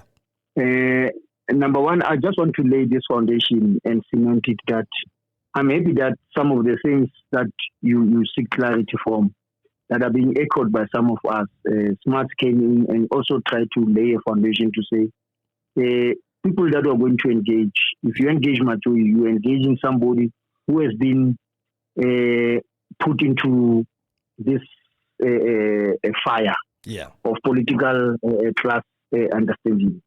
But I'm not saying I'm perfect. At times I'm wrong. At times I misinterpret things and I can learn. That's number one. Yeah. Number two, I'm saying the demon of racism, when it raises its ugly head, it must be chopped off.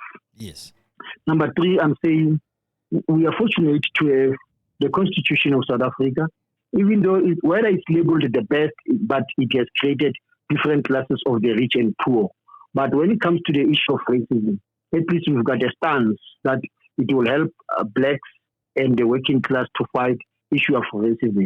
Yeah. And the other thing that we have agreed upon is that whilst we have not conquered the demon of racism 100%, we are being backed up by the Constitution, but democratic institutions must come in and help us to educate and root it out of the society. The immediate battle for now is economic freedom. Yeah. And this economic freedom, it will come when our parliamentarians and those who know politics, they are able to educate our people, educate them, take them on board, and say, how do we change the society to be better? Yeah. And all of us need to fight things that are being presented to us as scrambles. We must not just be happy when we are being given an access. Economic pressure of today does not only require us to have access, it needs us to have quality services that are being provided. We will only be impressed if services that are being given to our people are being of quality. That will impress us because we all want better lives for ourselves and our children. Yeah. And the minerals coming from the state, they must benefit the citizens, just like in other countries. Yes. Number three, we note that the material conditions in South Africa will not be the same like in Russia, in China, in Cuba, in UK, etc. Better education, better healthcare, dedicated leaders, and who are knowledgeable, who are committed to help our people, they will help us. But the last point, racism today no longer exists as a policy or act. It's now expressing itself as an ugly human character that must be demonized and be defeated. Exactly. And to your viewers, and to your listeners, and to the management of Kgosi FM, Segongane FM, we are happy to have been invited and share the little knowledge that we have, that we know, and that we can share with you. But I'm also ready and prepared to learn from some of you. And good night, and thanks for the opportunity. Thank you, Bob. Thank you so very much. You're welcome. Thank you. Bye-bye. Good night. Bye. Yeah, that was Mr. Machoy Mungale. You know, we can barely speak for more than 10 hours if and the rest they can have their way. Because you know what? When you're a political scholar yourself, I mean, at the end of the day, you will, whenever you have a platform, you talk, you just pause out. And I appreciate that because I love it. Because it's again, we can be able to sit here and analyze and talk everything. But then one thing for sure that you must understand, gentlemen, ladies, racism does not supposed to have any place in our society. And we know who are the racist. We know who are not supposed to be amongst us, and you're not going to make excuses for them to say, no, he needs to go to this. But I mean, Human Rights Commission, we used to have for social media counseling, we used to have for, I apologize, say, sorry. And then what they need to do again, they need to take for ISUF for community service. I'm like, what are you wasting time and money for? this person has committed a crime because hate speech, the word nigger, the word kefa in this country is hate speech. He needs to go through the proper channels or be taken to jail to know. Vicky Mombek, we had Penny Sparrow, we had them both. They are both thrown in jail because of what they said about black people. We are not special, but we're human. We deserve respect as well. We deserve respect. People must be respected as human beings. So we cannot let people just go all over the place. It does not matter what context you are saying something. If you are saying something hurtful to somebody, regardless of the context, you must be ready for the consequences of that thing. Because the fact that you cannot learn too, knowing it's going to hurt somebody else, you must wait for the consequences and be able to really be ready for them as well. So, Kgosi of no Kgosi of whatever that the context of what or like of whatever he said, this boy has been vile ever since he started his YouTube channel, 2009. Like I said, he's my inspiration for me to start my own YouTube channel because I saw his videos and I was like, wow, okay, you can do that and speak like that. Later, I'm going to start mine and try to counter that. Hence, we are here today. Thank you so much for tonight. It was beautiful. Thank you so very much for taking your time and your data to be with me today. This is going to be on a podcast, Spotify and Anchor. I'm going to upload them there, and it's going to be again on YouTube. Our channel this site. The Kgosi on the live show. You go there, click on it. Please subscribe.